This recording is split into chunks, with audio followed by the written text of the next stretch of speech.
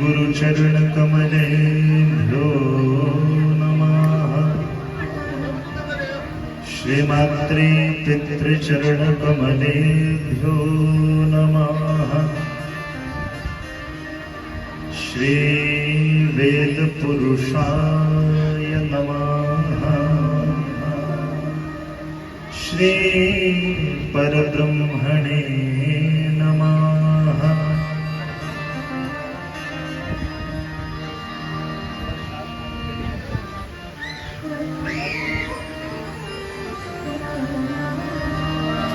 वर्णानामर्थसंहानां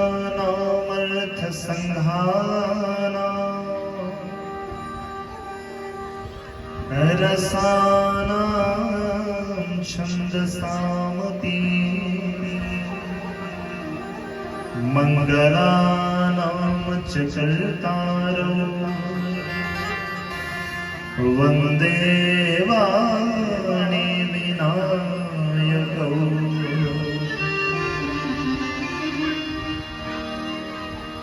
वन्दे बोधमयं नित्यं गुरुं शङ्कररूपिणं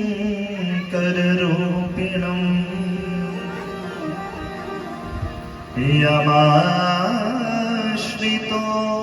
हि वक्रोऽपि चन्द्रः सर्वत्र वन्द्यते।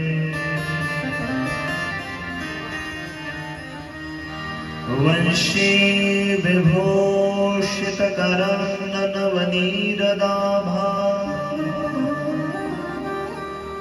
पीताम्बरा तरुणबिम्बफलाधरोष्ठा पूर्णेन्दुसुन्दरमुखादरविन्दनेत्रा कृष्णात् परं किमपि तत्त्वमहं न जाने। कृष्णाय वासुदेवाय हरये परमात्मने प्रणतक्लेशनाशाय गोविन्दाय नमो नमः। यं प्रव्रजन्तमनुपेतमपेतकृत्यं द्वैपायनो विरहकातरया जुहार। पुत्रेति तन्मयतया तरवोऽभिनेदुः तं सर्वभूतहृदयं मुनिमानतोऽस्मि।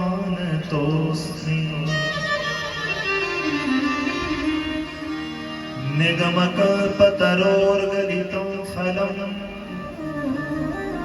शुकमुखादमृतद्रवसंयुतं पिबत भागवतं रसमालयं मुहुरहो रसिकाः भुवि भावुकाः।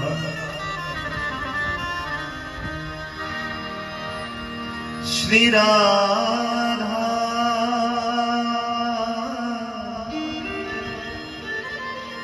श्रीराधा मेरी स्वामिनी, मैं राधे जो को दास। जन्म जन्म मोहि राखियो, प्यारी निज चरण के पास। वृंदावन के वृक्षन को मर्म न जाने कोई, डाल डाल यरुपात पे श्री राधे राधे हो। ब्रजलता तरु बैठिके मैं पल भर करूं विश्राम। ब्रजरज मुख में डारी के सब बोलो श्री राधे श्याम। सब बोलो श्री राधे श्याम। सब बोलो श्री राधे श्याम। विदेश बंके बिहारी लाल की जय। श्री गोविंद गोपाल की जय।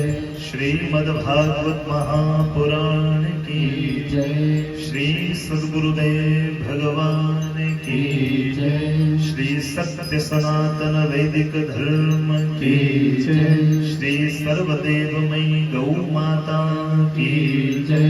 भारत माता की जय। माता पिता भगवान की जय। नमः पार्वती पतये हर हर महादेव। जय जय श्री राधे। जय जय श्री राधे। जय जय श्री राधे।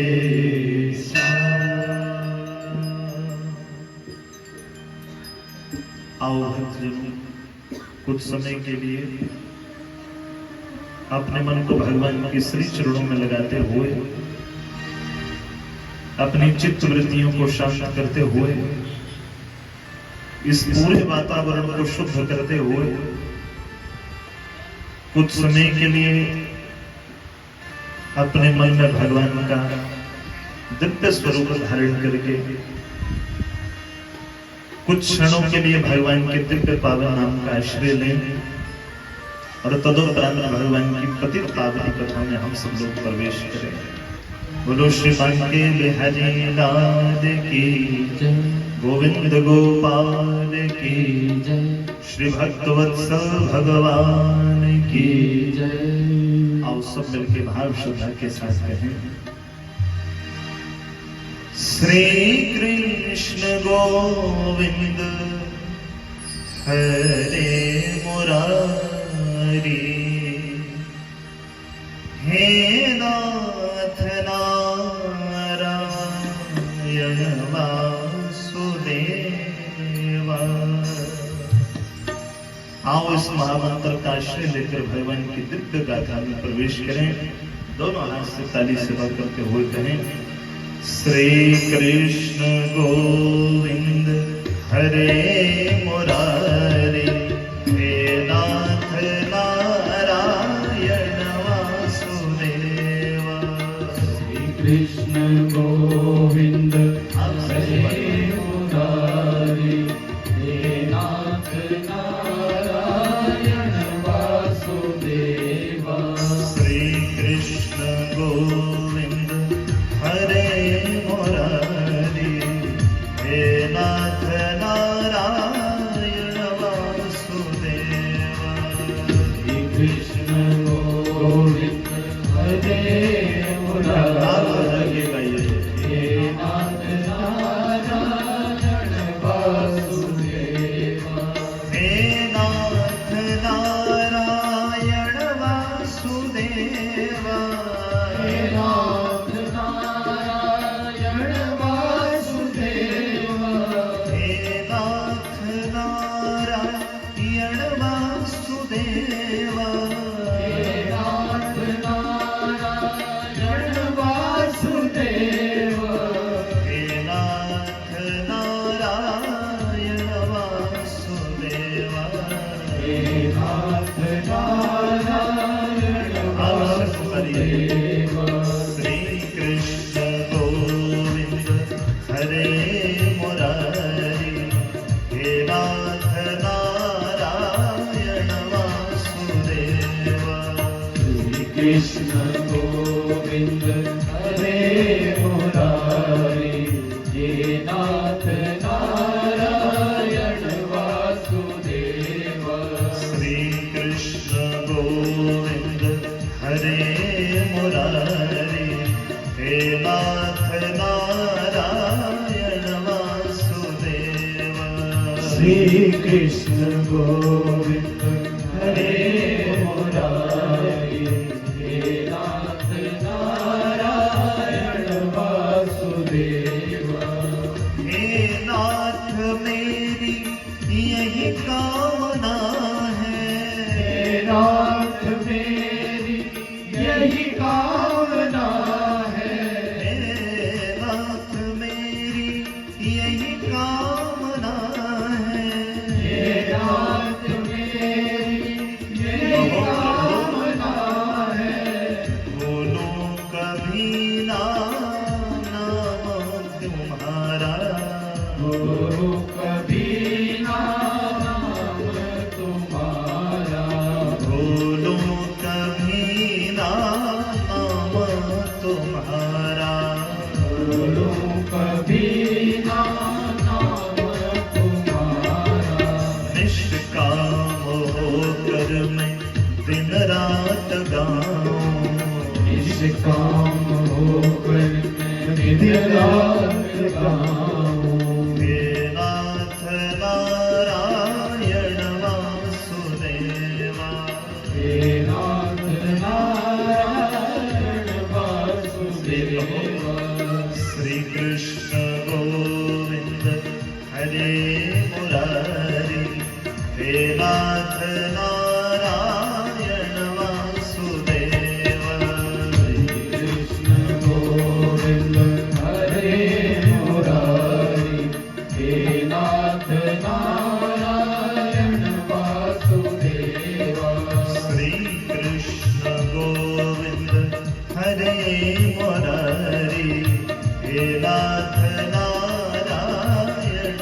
वासुदेवा, कृष्ण गोविंद हरे मुरारी, हे नाथ नारायण वासुदेवा, पितु मात स्वामी सखा हमारे, कुमार स्वामी सखा हमारे, पितु मात स्वामी सखा हमारे, कुमार स्वामी सखा हमारे, हे नाथ नारायण वासुदेवा, हे नाथ नारायण वासुदेवा, श्री कृष्ण गोविंद हरे मुरारी, हे नाथ नारायण वासुदेवा,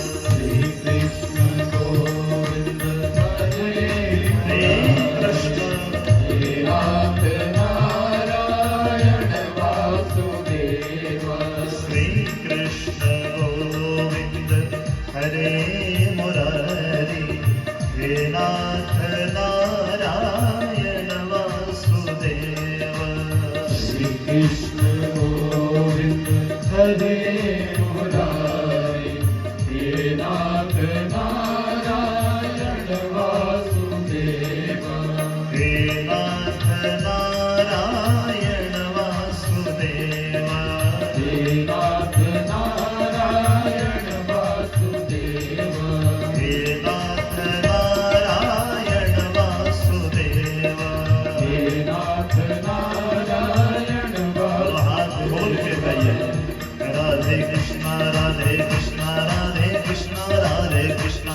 राधे कृष्ण राधे कृष्ण राधे कृष्ण राधे कृष्ण राधे कृष्णा राधे कृष्णा राधे कृष्णा राधे कृष्णा, राधे कृष्ण राधे कृष्ण राधे कृष्ण राधे कृष्ण राधे कृष्णा राधे कृष्णा राधे कृष्णा राधे कृष्णा, राधे कृष्ण राधे कृष्ण राधे कृष्ण राधे कृष्ण श्री राधे कृष्णा राधे कृष्णा राधे कृष्णा राधे कृष्णा, राधे कृष्ण राधे कृष्ण राधे कृष्ण राधे कृष्ण श्री राधे कृष्णा राधे कृष्णा राधे कृष्णा राधे कृष्णा, राधे कृष्ण राधे कृष्ण राधे कृष्ण राधे कृष्ण राधे कृष्णा राधे कृष्णा राधे कृष्णा राधे कृष्णा, राधे कृष्ण राधे कृष्ण राधे कृष्ण राधे कृष्ण जय जय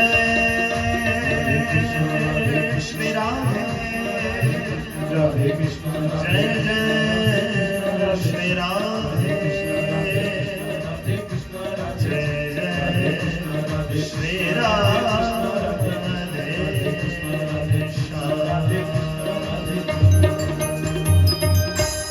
बोलिए श्री बांके बिहारी लाल की जय हो। श्री भक्तवत्सल भगवान की जय हो।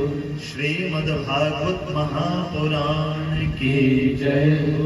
नमः पार्वती पतये हर हर महादेव।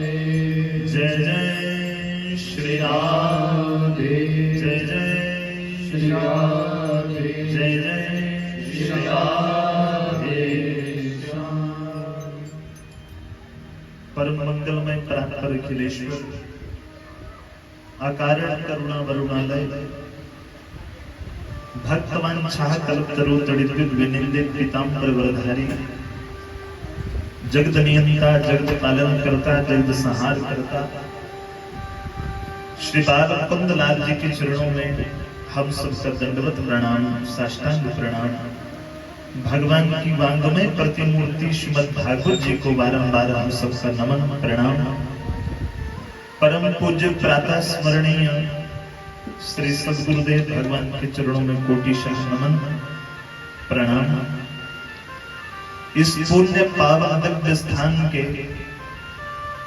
सभी ग्राम देवता, प्रधान देवता, इष्ट देवता, कुल देवता, स्थान देवता सबके चरणों में हम सबका बारंबार नमन प्रणाम। हमारे इस ज्ञान महायज्ञ में उपस्थित सभी विप्रदेव समाज, संत समाज सबके चरणों में बारंबार नमन। हमारे इस ज्ञान महायज्ञ के परीक्षित स्वरूप मुख्य यजमान जी, हमारी पूज्य माता श्री, उनका सारा परिवार, सब सहयोगी जन, सब गांववासी, सब रिश्तेदार, सब क्षेत्रवासी और दूर दराज क्षेत्रों से कथा सुनने के लिए आए हुए सब भक्तजन, सभी संगीताचार्य वृंद, आप सबका श्रीमद् भागवत जी के प्रथम सत्र की कथा में मैं आप सबका हार्दिक स्वागत अभिनंदन करता हूँ। सुस्वागत मत्र भवताम सर्वेषां श्रीमद् भागवती वार्ता में।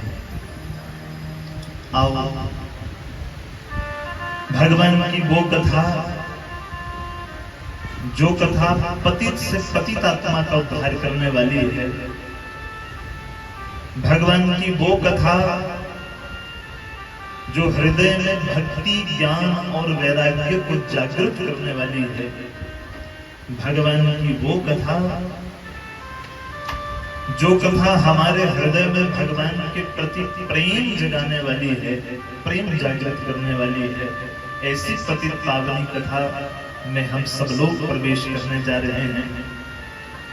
कथा में प्रवेश करने से पूर्व ही निवेदन करूंगा, जितना समय हम कथा पंडाल में बैठे, हमारा पूरा ध्यान भगवान के चरणों में होना चाहिए।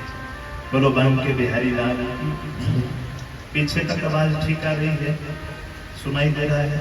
ठीक है। 3 घंटे की कथा नित्य प्रति होगी और 3 घंटे की कथा में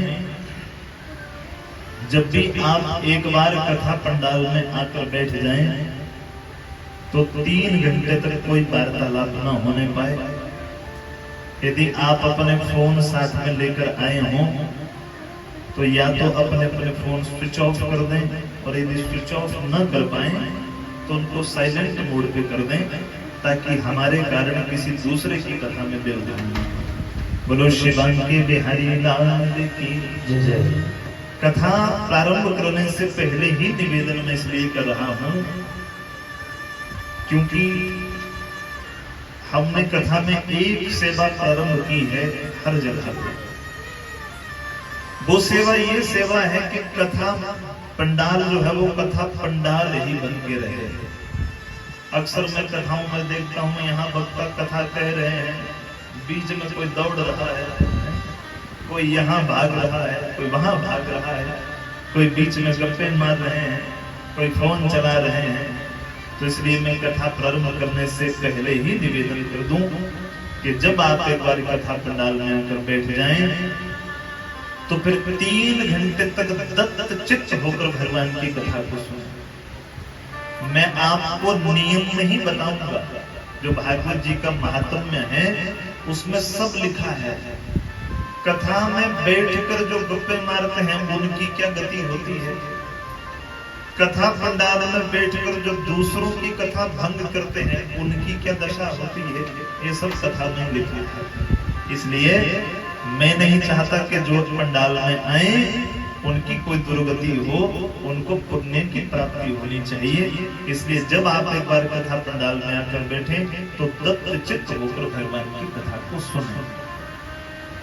हाँ, कथा सुनकर 3 घंटे की कथा आप बड़ी शांति से सुने, और 3 घंटे की कथा सुनकर यदि आपको कोई बात समझ ना आए, आपको लगे कि ये बात मेरे पल्ले ना पड़ी, तो 3 घंटे के बाद आप जब मर्जी आकर मेरे पास आके अपने प्रश्न का उत्तर पूछ सकते हैं, परंतु 3 घंटे बड़ी शांति से आप बैठकर कथा सुने। भगवान की दिव्य पतित पावनी कथा, जो कथा हमारे यहाँ यत्र तत्र सर्वत्र नित्य प्रति हो रही है। मुझे आज यहाँ पहुंचकर पता चला कि आपके गांव में अभी ताजी ताजी कथा हुई है। आपके गांव में हुई थी, कितने दिन हो गए? हफ्ता ही हुआ। वाह, अच्छा, ये जो भी कथा हुई थी 10-15 दिन पहले, ये वाली कथा में कौन कौन गए थे कथा सुनने? जरा हाथ उठाइए तो। वाह, तो सबने सुनी है, धन्य है।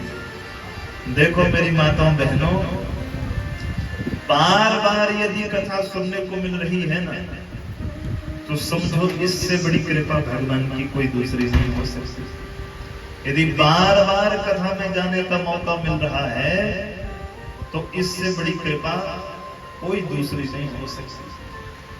अक्सर मैं कथाओं में एक बात कहता हूं कि जो लोग तो भगवान से प्रेम करते हैं, बड़े ध्यान से सुनना, जो लोग भगवान से प्रेम करते हैं, भगवान उनको सब कुछ देते हैं। अन्न, धन, सुख, संपत्ति, वैभव, ऐश्वर्य, आराम सब मिलता है। किसको? बोलो तो, जो भगवान से प्रेम करते हैं उसे सब मिलता है। जो भगवान से प्रेम करते हैं उनको भगवान सब कुछ देकर माला माल कर देते हैं। परंतु जिनसे भगवान प्रेम करते हैं ना, उनको भले ये सुख, संपत्ति, वैभव, ऐश्वर्य मिले न मिले, पर उनको बार बार अपनी कथा में बिठाकर भगवान नौनिहाल अवश्य करते हैं। बोलो शिवान के बिहारी। इसलिए बार बार यदि कथा सुनने को मिल रही है, कई बार लोग सोचते हैं कि कितनी तो सुननी कथा, अभी तो सुनी थी, अभी तो हुई 5 दिन पहले, अभी तो हुई पिछले हफ्ते, कितनी तो सुने। इस बात का निराकरण करने के लिए भागवत जी के 3रे मंत्र में स्पष्ट कह दिया, बोले कितनी बार सुननी चाहिए। वेद व्यास जी ने कहा, मुहुरहो रसिकाः भवि भावुकाः। एक बार नहीं, बोले जितनी बार मौका मिले उतनी बार सुननी चाहिए, बार बार सुननी चाहिए। क्यों? अच्छा, ये बताओ, क्या दुनिया में कोई ऐसा इंजेक्शन बना है कि एक बार टीका लगाओ तो सारी उम्र के लिए हो गया? नहीं नहीं, किसी का असर 6 महीने, किसी का असर 2 महीने, किसी का असर 1 साल। ऐसा तो कोई इंजेक्शन नहीं कि एक बार लगाया तो सारी उम्र के लिए हो गया। ठीक उसी तरह ये जो भागवत रूपी इंजेक्शन है ना, अभी ताजा ताजा ही लगा है आपको, तो जब ताजा ताजा लगा हो तो थोड़े दिन तक राधे राधे, कृष्णा कृष्णा, राम राम जी होती है। पर जब धीरे धीरे ये इंजेक्शन का असर खत्म होने लगे, तो वो कोई हमारी बहन गई ना वृंदावन में, जब यहाँ से गई तो नॉर्मल गई, बिल्कुल जैसे थी घर में। आज वृंदावन में बिहारी जी का दर्शन करके आई और पागल बन के आई, तो फिर माथे पे चंदन, गले में कंठी, हाथ में माला, झोली है, और थोड़े दिन तक तो आकर सबको राधे राधे जी, राधे राधे। कितने दिन होती है, पर कितने दिन? जब तक उसका असर रहता है। और जब उस इंजेक्शन का असर खत्म हुआ तो फिर कहाँ गई माला, कहाँ गई झोली, कहाँ गई कंठी, कोई पता नहीं। इसलिए संत जन कहते हैं बेटा जब एक बार इंजेक्शन का असर खत्म होने लगे, इससे पहले असर खत्म हो जाए उससे पहले दूसरी जगह जाकर फिर दूसरी डोज लेने में कोई हर्ज नहीं है। बोलो श्रीमद् भागवत महापुराण की। इसलिए आपका तो शत सौभाग्य, आपको मैं बहुत बहुत बधाई दूं, क्योंकि गांव में यदि दूसरी बार, तीसरी बार, चौथी बार जल्दी जल्दी कथा सुनने को मिल रही है तो इससे बड़ा सौभाग्य दूसरा कोई नहीं हो सकता। आप सबने हाथ खड़ा किया कि महाराज हम सबने कथा सुनी है, इसलिए मुझे बड़ी प्रसन्नता हुई और मैं आशा करता हूं कि आपने कथा सुनी होगी तो बड़े ध्यान से सुनी होगी, है ना? बड़े ध्यान से सुनी थी ना? वाह। अच्छा, जिसने कथा सुनी, मतलब सबने सुनी, हाथ तो सबने खड़े किए थे। फिर मैं आप सबसे पहला प्रश्न करूं कि श्रीमद् भागवत जी की कथा सबसे पहले किसने और किसको सुनाई थी?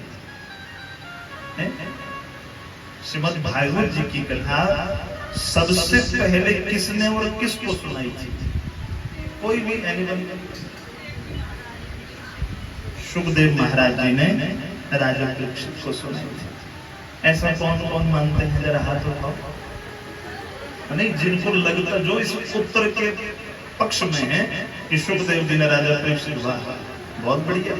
देखो मेरी माताओं, क्लास में वही बच्चा सीखता है जो उत्तर देता है, और जो मेरी तरह डफर भर के बैठा रहे मैं नहीं गिनाना कुछ, उसके पल्ले कुछ नहीं पड़ता है। जब प्रश्न करें तो उल्टा सीधा जो आए वो बोल दो।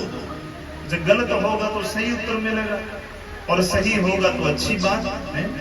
इसलिए चुप नहीं रहना चाहिए कथा में।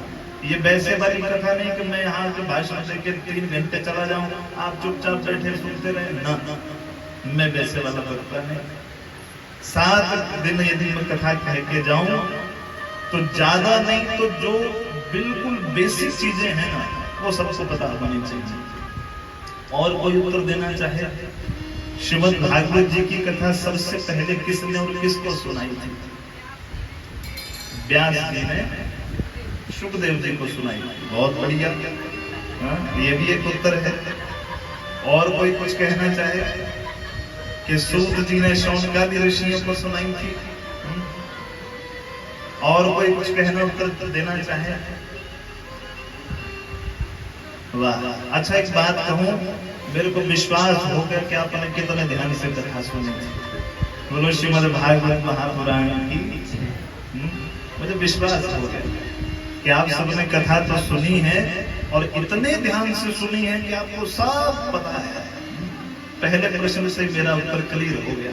बस मैं तो ये जानना चाहता था कि ताजा ताजा जो इंजेक्शन लगा है, ताजी ताजी जो कथा सुनी है, तो 2 महीने पहले कथा हुई वो तो भूल जाती है, पर जब हफ्ता पहले हुई है, 10 दिन पहले हुई है, वो तो याद होनी चाहिए पूरी कथा।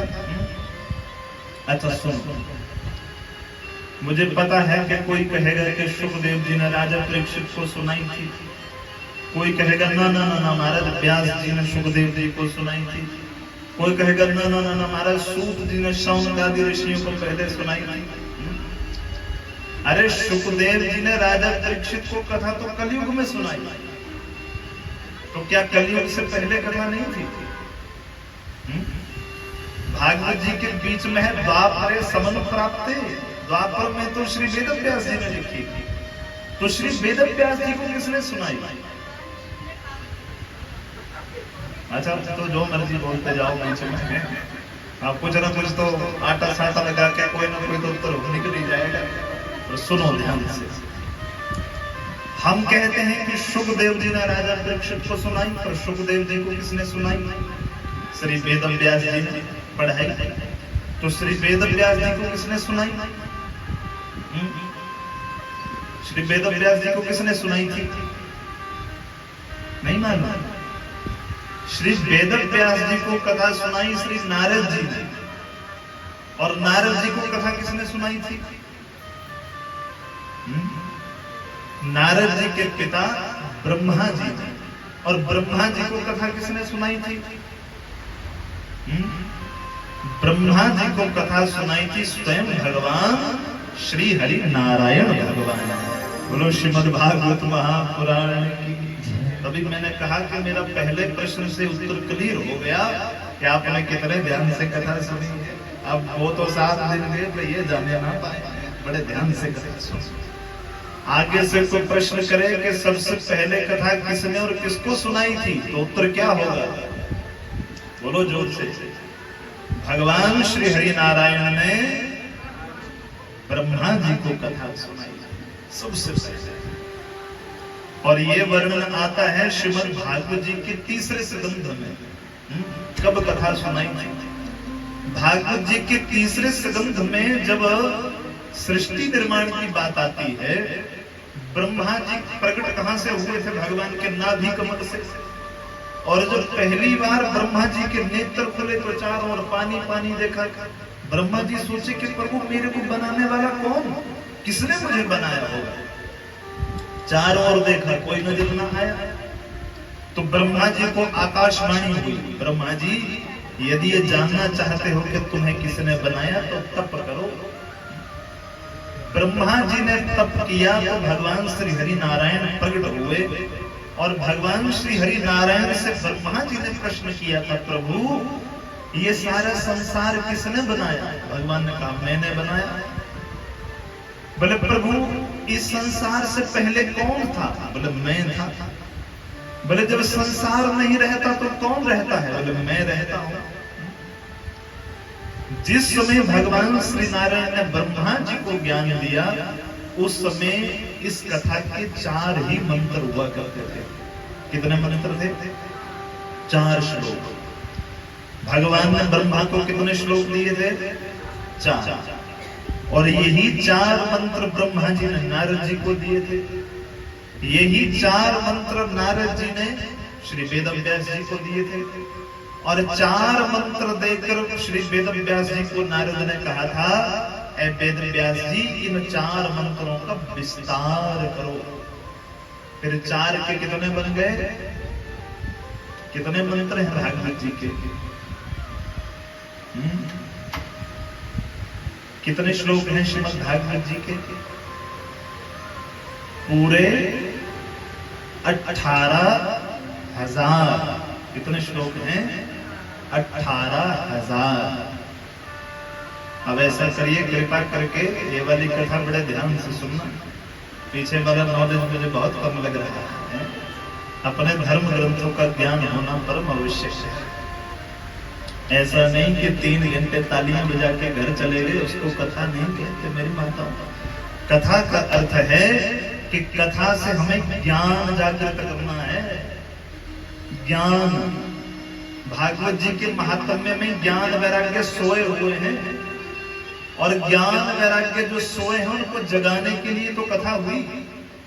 और हमारे और आपके भी तो अंदर ज्ञान वैराग्य सोए हैं, उनको जगाने का ही नाम तो कथा है। अगर 7 दिन की कथा सुनकर भी ज्ञान वैराग्य नहीं जगे तो फिर कथा सुनने का कोई औचित्य नहीं, कोई फायदा नहीं। इसलिए बड़े ध्यान से सुनो। भगवान ने ब्रह्मा जी को जब 4 मंत्र दिए, यूं तो ये 4 मंत्र प्रत्येक सनातनी को याद होने चाहिए। प्रत्येक हिंदू को ये 4 मंत्र याद होने चाहिए। इन 4 मंत्रों को कहा गया चतुश्लोकी भागवत। क्या बोलते हैं? 4 श्लोकों वाला भागवत, चतुश्लोकी भागवत। यूं तो ये 4 मंत्र सबको याद होने चाहिए, पर संस्कृत में ना भी हो पाए तो हिंदी में तो पक्का होने चाहिए। आप सीखना चाहते हो, करोगे याद? अच्छा ठीक है, सुनो। संस्कृत में छोड़ो, संस्कृत में तो समय लगेगा, हिंदी में आप सबको याद करवाऊंगा। पहले मंत्र में कहा अहमेवा समेवाग्रे नान्यद् सत्त सत्परम् पश्चादहं यदैतच्च योग शिष्येत सोऽस्म्यहम्। ये पहला मंत्र है। पहले मंत्र में भगवान ने ब्रह्मा जी को ज्ञान दिया। कहो मेरे साथ, मैं था, मैं हूं और मैं ही रहूंगा। ये पहला मंत्र दिया भगवान ने ब्रह्मा जी। ब्रह्मा जी, जब संसार नहीं होता तो कौन होता है? बोले मैं होता हूं। और संसार बनाने के बाद संसार को चलाने वाला कौन? मैं। और संसार का जब प्रलय हो जाए तो कौन बचता है? बोले मात्र मैं अकेला बचता हूं, बाकी कोई नहीं बचता। पहला मंत्र याद हो गया? बोलो मेरे साथ। मैं था, मैं हूं और मैं ही रहूंगा। ये पहला मंत्र है। दूसरा मंत्र सुनिए। रीते अर्थम यत् प्रतीयेत न प्रतीयेत चात्मनि तद्विद्यात्मनो माया यथा भासो यथा तमः। दूसरे मंत्र में भगवान ने नारद ब्रह्मा जी को कहा, ब्रह्मा जी दूसरे मंत्र में बड़ा दिव्य ज्ञान दिया। क्या ज्ञान दिया? बोलो मेरे साथ। जो कुछ दिख रहा है, जो कुछ इन दोनों आंखों से दिख रहा है, वो सब मेरी माया है। क्या कहा भगवान ने? बोले ब्रह्मा जी, इन दो आंखों से तुम जो कुछ देख पा रहे हो ना, वो सब मेरी माया है। माया का अर्थ क्या होता है? माया दो शब्दों से बनता है, मां और या। मां का अर्थ नहीं और या का अर्थ जो। जो है ही नहीं उसका नाम माया। दिखता सब अपना है पर अपना कुछ है नहीं, बस बोले यही मेरी माया है।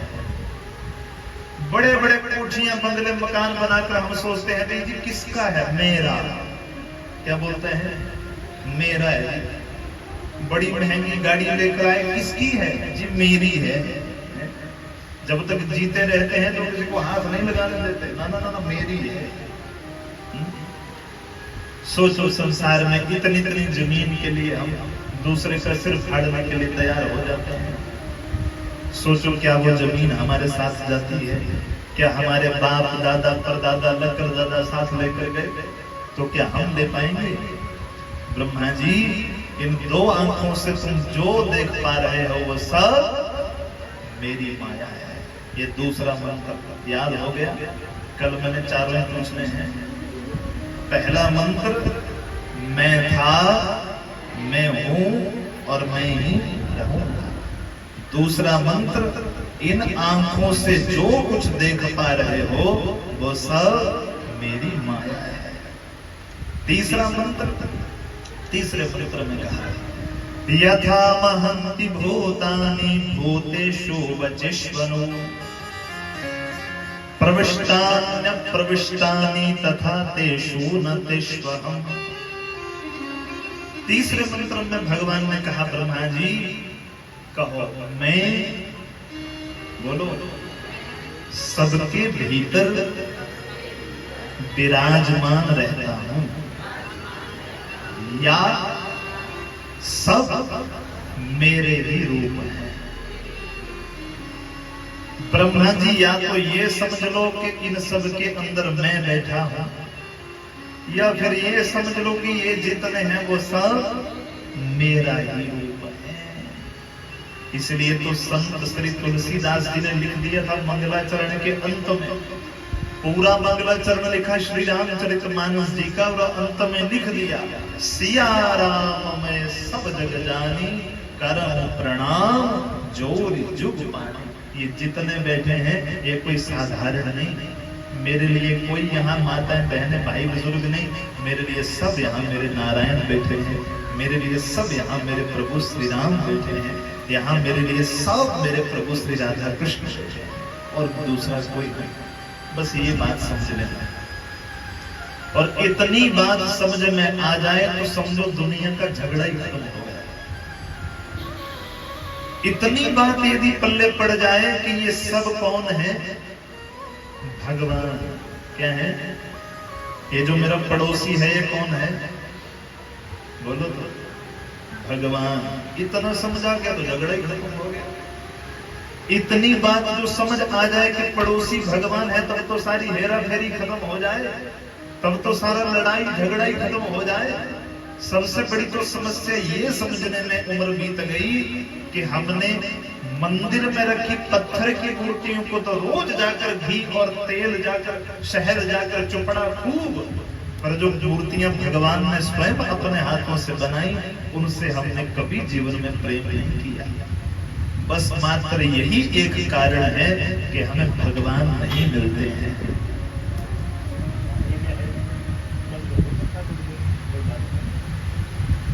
बोलो श्री बांके बिहारी लाल की जय, गोविंद गोपाल की जय। मंदिर की मूर्तियां जो हमारे में से आप में से किसी ने बनाई उनको तो हमने भगवान समझा, पर जो मूर्तियां साक्षात भगवान ने अपने हाथों से बनाई उनको हमने कभी भगवान नहीं समझा। उनको हमेशा हमने उनसे द्वेष रखा। सबसे बड़े दुख का कारण यही है।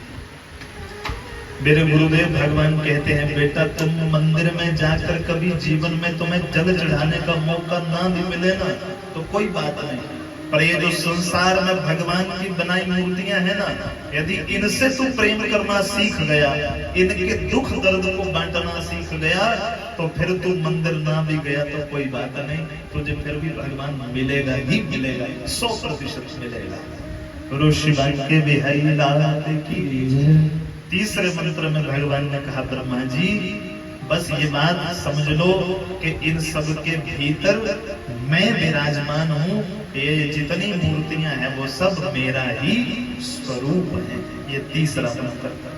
और चौथा मंत्र, चौथे मंत्र में बड़ा दिव्य ज्ञान भगवान ने ब्रह्मा जी को दिया। एतावद्देव जिज्ञास्यं तत्तज्ज्ञासुनात्मनः अन्वया व्यतिरेकाभ्याम यत् स्यात् सर्वत्र सर्वदा। बोले जो जिज्ञासु मुझे प्राप्त करना चाहता है, कौन कह रहे हैं? भगवान ब्रह्मा जी। जो जिज्ञासु मुझे प्राप्त करना चाहता है उसको बस एक बात सदा याद रखनी चाहिए। कौन सी? बोलो मेरे साथ, राम नाम सत्य है, हरि का नाम सत्य है।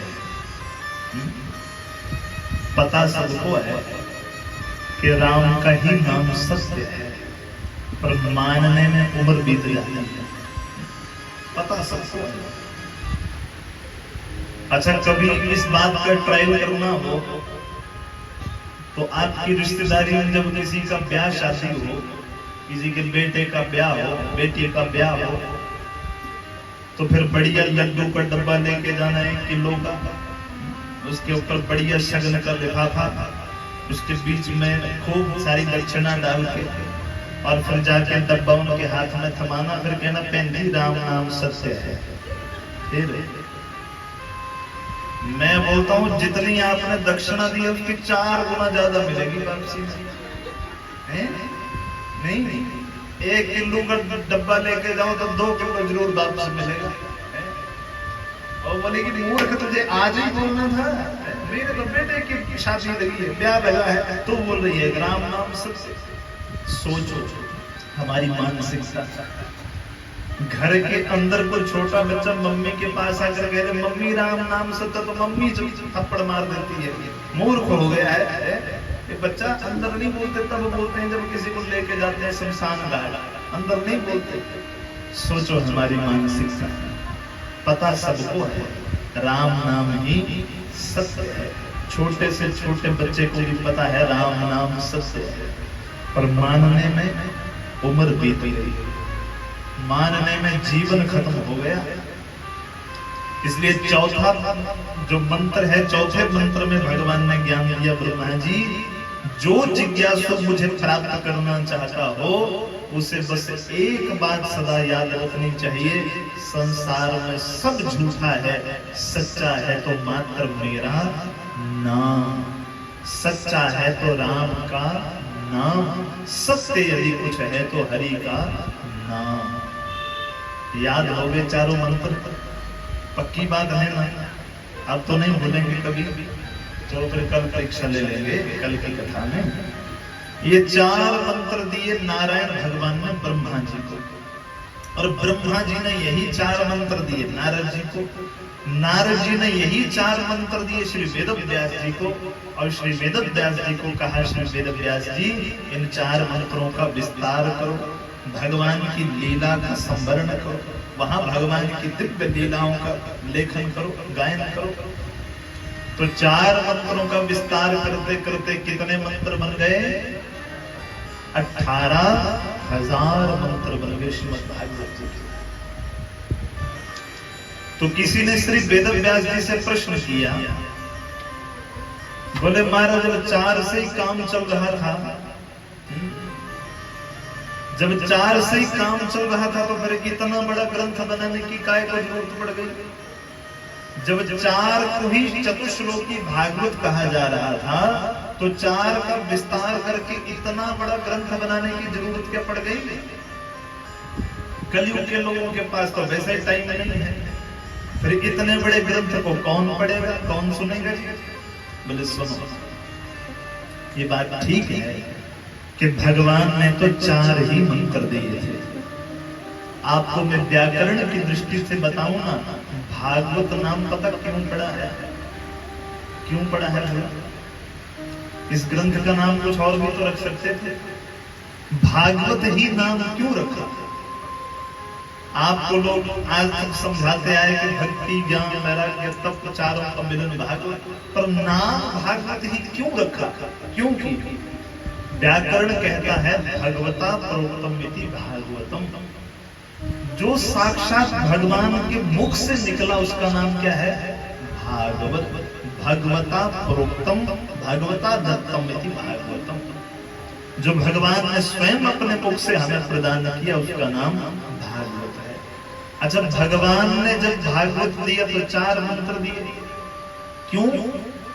क्योंकि वेदव्यास जी कहे जब 4 मंत्र भगवान ने इस ग्रंथ के दिए थे उस समय हम सब जीवों की 4 ही समस्याएं हुआ करती थी। बड़े ध्यान से सुनना ये बात।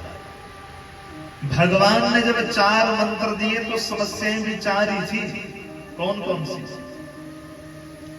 धर्म, अर्थ, काम और मोक्ष, ये 4 ही समस्याएं थी उस समय। धर्म, अर्थ, काम और मोक्ष। अब ज्यों-ज्यों समय बढ़ता गया त्यों-त्यों समस्याएं भी बढ़ती गई ना। जो 4 समस्याएं थी मात्र धर्म, अर्थ, काम, मोक्ष, पहले सिर्फ 4 ही चिंताएं होती थी। धर्म कैसे हो, पहली चिंता। दूसरी चिंता कि धर्म करने के लिए अर्थ कैसे कमाया जाए, दूसरी चिंता। तीसरी चिंता होती थी कि मात्र वो कामनाएं जिनसे मेरा और मेरे परिवार का पालन पोषण हो सके, बस मात्र इतनी कामनाएं। और चौथा, मुक्ति कैसे प्राप्त की जाए। 4 ही समस्याएं होती थी। वेदव्यास जी कहे जब समस्याएं 4 थी तो भगवान ने मंत्र भी 4 ही दिए। और ज्यों कलयुग आया, ज्यों द्वापर का अंत होने लगा तो समस्याएं बढ़ने लगी। तो ये समस्याएं कितनी हो गई? कितनी हो गई? 4 की कितनी बन गई? 18,000 समस्याएं। इसलिए प्रत्येक समस्या से जीव को निकालकर भगवत चरणों तक पहुंचाने के लिए उन 4 मंत्रों के कितने मंत्र बना दिए गए? 18,000 मंत्र बना दिए गए। इसलिए मैंने कहा कि ये कथा पतित पावनी है। ये कथा तो बड़े से बड़े अधमाधम का भी उद्धार करने वाली है। हमने और आपने तो ना जाने कितनी कथाएं आज तक सुन रखी होंगी, पर बताओ राजा परीक्षित ने मुक्ति के लिए कितनी सुनी थी? राजा परीक्षित को जब शाप हुआ तो कितनी कथाएं सुनी? एक, और एक से ही मुक्ति हो गई।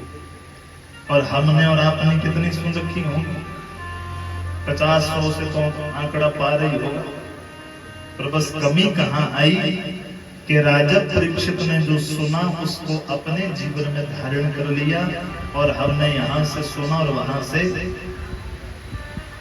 कई बार तो कथा सुनकर भक्त उठते हैं, अपना आसन झाड़ते हैं और आगे आते मत्था टेकने में, ले प्रभु तेरा तेरे अर्पण, क्या लागे मेरा, ये जो सुनी कथा तेरे अर्पण। बस पंडाल की पंडाल में बोझ उठा के नहीं जाएंगे अपने घर। कथा सुनने मात्र से कल्याण होने वाला नहीं है। फिर भले जितनी मर्जी कथाएं हम सुने, जो कथा में सुना उस कथा को सुनकर हमने अपने जीवन में कितना उतारा, कल्याण इससे होगा। जो नाम जब हमें कथा में बताया गया, मैं अक्सर कहता हूँ माताओं, ये अकाट्य सत्य है। हो सकता है मेरी बात कही आपको बुरी लगे, पर मैं इतना तक कह दूं कि तालियां बजाने से भी कल्याण होने वाला नहीं, भजन गाने से भी कल्याण होने वाला मुश्किल काम है। कल्याण तो कथा करती है। किससे होता है? कथा से। राजा परीक्षित को शाप लगा तो राजा परीक्षित ने क्या सुना? कथा की भजन कथा। धुंधुकारी जब प्रेत बना तो प्रेतत्व से मुक्त होने के लिए क्या सुना? कथा। कल्याण कथा करती है। एक जगह में कथा करके अभी आ रहा हूं, तो जहां पर हमारी कथा थी वहां श्री शिव महापुराण की कथा थी, और उससे पहले जो कथा थी वो श्रीमद देवी भागवत जी की कथा थी। उससे पहले श्री रामचरितमानस जी की कथा थी। इस साल तो हमारे सारे ग्रंथ भगवान की कृपा से हो रही है। बोलो शिवांके बिहारी लाल की। तो जहां हम श्री शिव महापुराण की कथा करने गए, लोगों ने कहा पंडित जी यहाँ कोई नहीं सुनता था, यहाँ सिर्फ भजन कीर्तन सुनते हैं। अगर भजन गाओ तो अगले दिन लोग आएंगे, नहीं सुनाओ तो कोई नहीं आएगा दूसरे दिन। मैं क्या बड़ी अच्छी बात। पहले दिन की कथा हुई, बड़े दूर की बात नहीं, आपके आस पड़ोस की। मुझे पहले दिन ही सब भक्तों ने कह दिया, हमारे यहाँ 11 साल हो गए कथा होते और यहाँ कोई नहीं सुनता कथा में भजन गाए। दिन को भी नाचना, रात को भी नाचना, इसलिए कथा होती। पहले दिन की कथा हो रही थी। मैंने उनको कहा कथा के समय कथा ही होगी। आपने मुझे बुलाया है, 7 दिन झेलना ही पड़ेगा, घर तो भेज नहीं सकते। कल उतारो चल जी पंडित जी बथेरी जाओ कर जाओ। अब तो आए हैं तो भाई झेलना तो पड़ेगा। पर 3 घंटे जो मुझे कथा के लिए दिए हैं उनमें कथा ही होगी। ऐसा नहीं भजन नहीं गाएंगे, भजन गाएंगे, पर जब भजन का समय लगे तो भजन गाएंगे। पर आप बोलो कि 3 घंटे में भजन सुना के चला जाऊं तो उससे ना तो मेरा कल्याण होगा ना श्रोतागणों का होगा। 3 घंटे कथा ही होगी। हाँ, शाम को एक से एक बढ़िया कलाकार भगवान की कृपा से मेरे साथ चले हुए हैं, और शाम को 1-1.5 घंटा बढ़िया जो भजन सुनने हो सो एक से एक बढ़िया भजन गाते हैं। पर कथा के समय कथा ही होगी, क्योंकि कल्याण करने वाली कथा है। आओ सब सीधे होके बैठो। भागवत जी के महात्म्य का प्रथम मंत्र का हम सब मिलकर पाठ करें और भागवत जी के महात्म्य की कथा में प्रवेश करें। जितना जितना मैं बोलता जाऊं उतना सुनकर आप सब भी मेरे साथ बोलने का प्रयास करें। आप सब सीधे होकर बैठें और अपने सर को यदि चुन्नी, रुमाल, पल्लू से ढक पाए, और किसी ने पाँव में चप्पल जूता पहना हो तो थोड़ी देर के लिए उतार दें, और आओ मेरे साथ मिलकर भागवत जी के महात्म्य के प्रथम मंत्र का सब मिलकर पाठ करें। ओम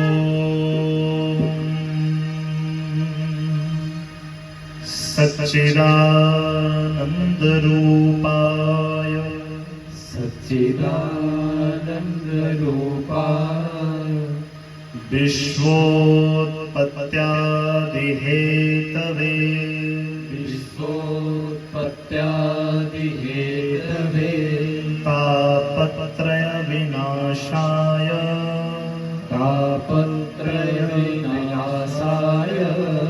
श्रीकृष्णाय वयं नुमः। श्रीकृष्णाय वयं नुमः।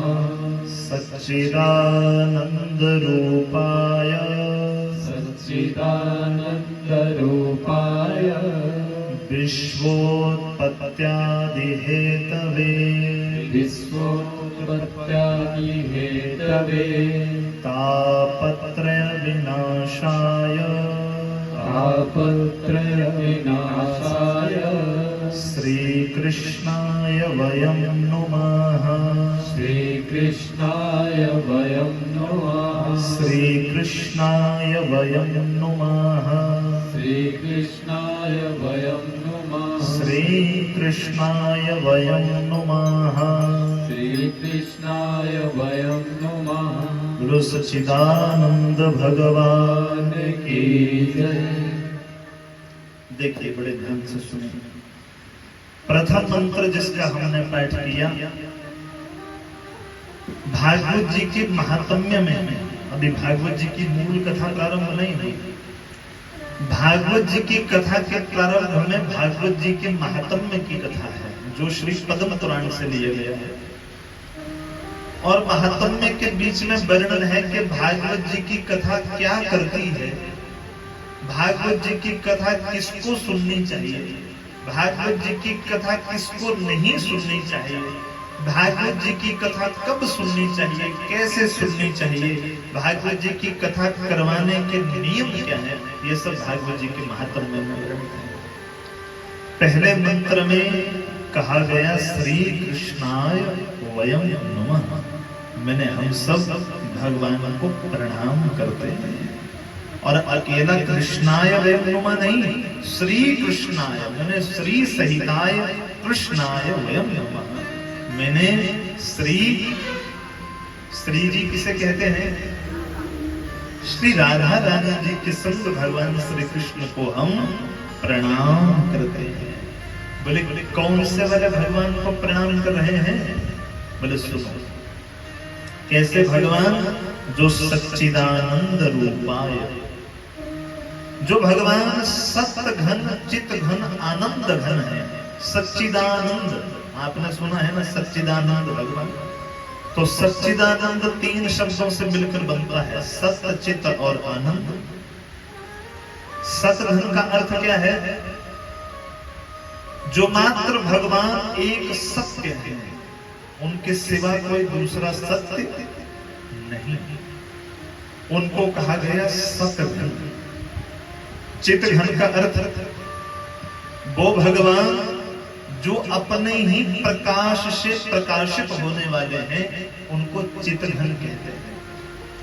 देखो हमें कथा करवानी है तो हेलोजन्स लगवानी पड़ती हैं, ट्यूब्स लगवानी पड़ती हैं, बल्ब लगवाने पड़ते हैं, तब जाके क्यों, क्यों रात को अंधेरा होगा तो रोशनी कहां से आएगी।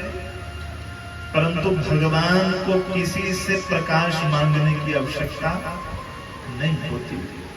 भगवान अपने ही प्रकाश से प्रकाशित होने वाले और अपने ही प्रकाश से सारे संसार को प्रकाशित करने वाले हैं, इसलिए उनका एक नाम चित्रघन है। तीसरा शब्द आनंद घन, जो मात्र एक भगवान आनंद है, उनके सिवा संसार में दूसरा आनंद नहीं है। आनंद कौन है, आनंद मात्र भगवान। अच्छा सच्चे मन से कहो, जितना आनंद भगवान की कथा सुनने में या जितना आनंद भगवान के किसी दिव्य प्रतिष्ठित मंदिर में बैठकर आता है, क्या घर में किसी और काम में भी इतना आनंद आता है? वो एक जगह हम कथा कह रहे थे, तो जिनके घर में कथा चल रही थी, उनकी बिटिया थोड़े हाई प्रोफाइल लोग, पढ़े लिखे लोग, और जो बड़े पढ़े लिखे लोग होते हैं उनको भी कथाएं अच्छी नहीं लगती, और बोलते हैं कुछ नहीं, जस्ट फिलोसफी है, ये कुछ नहीं होती कथा। अब वो पढ़ी थी देवी पर वो ज्यादा ही पढ़ी थी, तो कथा में पहले दिन की कथा सुनी और पहले दिन की कथा ही सुन के शाम को मेरे पास कमरे में आ गई। बोले पंडित जी आप ऐसा कैसे कह सकते हैं कि आनंद मात्र भगवान ही है, और कुछ आनंद है ही नहीं। अरे मैं तो हमारे घर में कभी बढ़िया शाही पनीर बना हो तो मैं खा के कहती हूँ कि वाह आनंद आ गया, ये चकाचक बना है, बढ़िया आनंद आ गया। कहीं मुझे मेरे पति देव ऐसी जगह घुमाने लेके जाएं जहां मैं कई समय से सोच रही हूं, तो मैं जाके कहती हूँ वाह वाह हमारा आनंद आ गया। अरे अपने परिवार के साथ रहकर, अपने बीवी बच्चों के साथ रहकर जो आनंद है वो भी तो आनंद ही है हमारा। मैंने कहा बेटी तूने बिल्कुल ठीक कहा, बस चक्र तो यही है सारा कि संसार की सब चीजों को तो हमने आनंद माना, पर जो सच में आनंद है उसको आनंद नहीं समझा। तेरे घर में बना शाही पनीर तुझे आनंद देता है, पर कब तक, कब तक आनंद देगा? पहली बात तो ये कि जब तक वो जीभा पर है तब तक तो टेस्ट है, हाँ टेस्टी बना है। और जब यहां से नीचे उतर गया तो फिर चाहे शाही पनीर, चाहे खोखा कड़वा, चाहे जो मर्जी, सब बराबर है। और जो भोजन हम बनवाते हैं अपने लिए, तो कई बार हमारे साथ कुछ लोग नए भी आते हैं टीम में, तो एक बार किसी ने वो भोजन खा लिया, बोले भाई ऐसा रोटी खाते हैं आप, ये न नमक ना मिर्च ना बसार, कोई लेना ना देना, ये कैसे खाते हैं महाराज? ओ भाई कब तक स्वाद? ये स्वाद तो मात्र जीवा का है। जब यहाँ से नीचे उतर गया तो सब एक बराबर। वो आनंद था, पर कब तक? जब तक वो जीभा पर था। और दूसरी बात, यदि वो सच में ही आनंद होता तो बताओ, जब आपका पेट भर जाता है ना, तो उसके बाद आपको चाहे आपकी सबसे फेवरेट वाली डिश आपके सामने रखो, ये लो महाराज, ये बनाई है बादाम वाली खीर, आप लोग ना ना ना ना उल्टी हो जाएगी, दूर कर दो, अब पूरा पैक हो गया गले तक। भोजन का आनंद है, उसको आनंद नहीं बोल सकते, उसको सुख बोल सकते हैं। और सुख क्षणिक होता है, परमानेंट नहीं होता। सुख आता है, आ भी सकता है और जा भी सकता है, क्योंकि सुख इसलिए क्षणिक होता है कि सुख का विपरीत अर्थ है। सुख का विपरीत क्या है? दुख। और आनंद का बताओ तो, आनंद का तो पूरा व्याकरण छांट लो, सारी डिक्शनरियां छांट लो, आनंद का कोई विपरीत नहीं है, कोई विपरीत शब्द आनंद का बना ही नहीं है। सुख का दुख है, दुख का सुख है, दिन का रात, रात का दिन, परंतु आनंद का कोई विपरीत नहीं है। इसलिए सुख आ सकता है और जा भी सकता है। बेटा तुमने कहा कि मैं अपने पति के साथ, अपने बच्चों के साथ हूं तो आनंद में हूं, पर कब तक? क्या जिस पति या पत्नी के साथ तू बड़ा आनंद महसूस कर रही है, वो पति पत्नी तुझे परमानेंट मिले हैं? कोई एफिडेविट दिया है भगवान ने बना के कि भगवान ने लिखा है कि कितने साल तुम साथ में रहोगे? कोई गारंटी है? और जब वो चला जाएगा तो तुम्हारा आनंद कहाँ गया? वो सुख था जो तुम्हें कुछ समय के लिए मिला और बाद में चला गया। इसलिए आनंद संसार की कोई वस्तु नहीं हो सकती, आनंद तो मात्र वो बांके बिहारी स्वयं है। इसलिए जिसको उसके आनंद का चस्का लग गया, फिर उसको संसार में कुछ भी दूसरा अच्छा लगता नहीं है। बोलो श्री बांके बिहारी लाल की। इसलिए तो आप चौथे दिन की कथा में गाते हो, नंद के आनंद भयो जय कन्हैया। नंद के आनंद, कोई ये नहीं कहता कि नंद के लाला भयो, के नंद के छोरा भयो, के नंद के लड़का भयो, ना, नंद के आनंद भयो। इसलिए आनंद कौन? मात्र ये बांके बिहारी। आनंद कौन? मात्र भगवान की ये कथा है। इसके सिवा दुनिया में कुछ दूसरा आनंद नहीं है। इसलिए कहा कि जो भगवान सतघन है, चितघन है, आनंद घन है, ऐसे सच्चिदानंद भगवान को हम प्रणाम करते हैं। बोलो सच्चिदानंद भगवान की जय। अच्छा बोलिए, भगवान सच्चिदानंद तो हैं, पर भगवान करते क्या हैं? बोले सुनो, विश्वोत्पत्त्यादि हेतु, जो संसार को बनाने वाले, जो संसार को चलाने वाले, जो संसार को मिटाने वाले, तीनों ही काम जो करने वाले हैं, ऐसे सच्चिदानंद भगवान को हम प्रणाम करते हैं। बोले प्रणाम तो करें महाराज, प्रणाम करके मिलेगा क्या? क्यों करें प्रणाम? बोले प्रणाम इसलिए करो, और भगवान कोई नहीं। हमें भागवत जी के महात्म्य के पहले मंत्र में एक बहुत बड़ी शिक्षा मिली। कौन सी शिक्षा? अपने जीवन में सदा अपने से बड़ों को सदा प्रणाम करो। क्या करो? प्रणाम करो। अपने से बड़ों को सदा प्रणाम करना चाहिए। इन 7 दिनों में मुझे पता है कि कहानियां आपको मेरे से ज्यादा आती हैं, याद होंगी। मैं आपको 7 दिन कहानियां नहीं सुनाऊंगा, पर कौन सी कथा से हमें अपने जीवन में क्या शिक्षा ग्रहण करनी है, वो ज्यादा जरूरी है। पहले ही मंत्र से हमें शिक्षा मिली कि हमें सदा सर्वदा प्रणाम करना चाहिए। क्या करना चाहिए? जब भी अपने गांव में अपने से बड़े बुजुर्ग संत जन, महात्मा जन मिले, ब्राह्मण जन मिले, तो सदा प्रणाम करना चाहिए। अच्छा, जब आप किसी को प्रणाम करते हैं तो बदले में क्या कहते हैं? बदले में यदि किसी वृद्ध माता को भी प्रणाम करो तो माँ कहती बच्चा जीन जा रहा है, और ना कुछ बोलेगी तो तुम्हें तो बोलेगी ना बच्चा जीन जा रहा है, दीर्घायु हो, कल्याण हो तेरा। इसलिए सदा प्रणाम करने से होता क्या है? बोले 3 चीजों का नाश हो जाता है। कौन कौन सी? बोले तापत्रय विनाशाय। 3 प्रकार के जो रोग हैं। अच्छा, मैं निवेदन करूं कि मुझे और आपको जितने रोग हैं ना, ये सब इन तीनों के अंतर्गत आते हैं। हम सब दुखी हैं तो मात्र 3 ही प्रकार से, उसके अलावा कोई दुख नहीं है हमें। कौन कौन से? दैहिक, दैविक, भौतिक, तापा। पहले हम दुखी होते हैं कब? जब हमें हमारे शरीर से कष्ट मिलता है।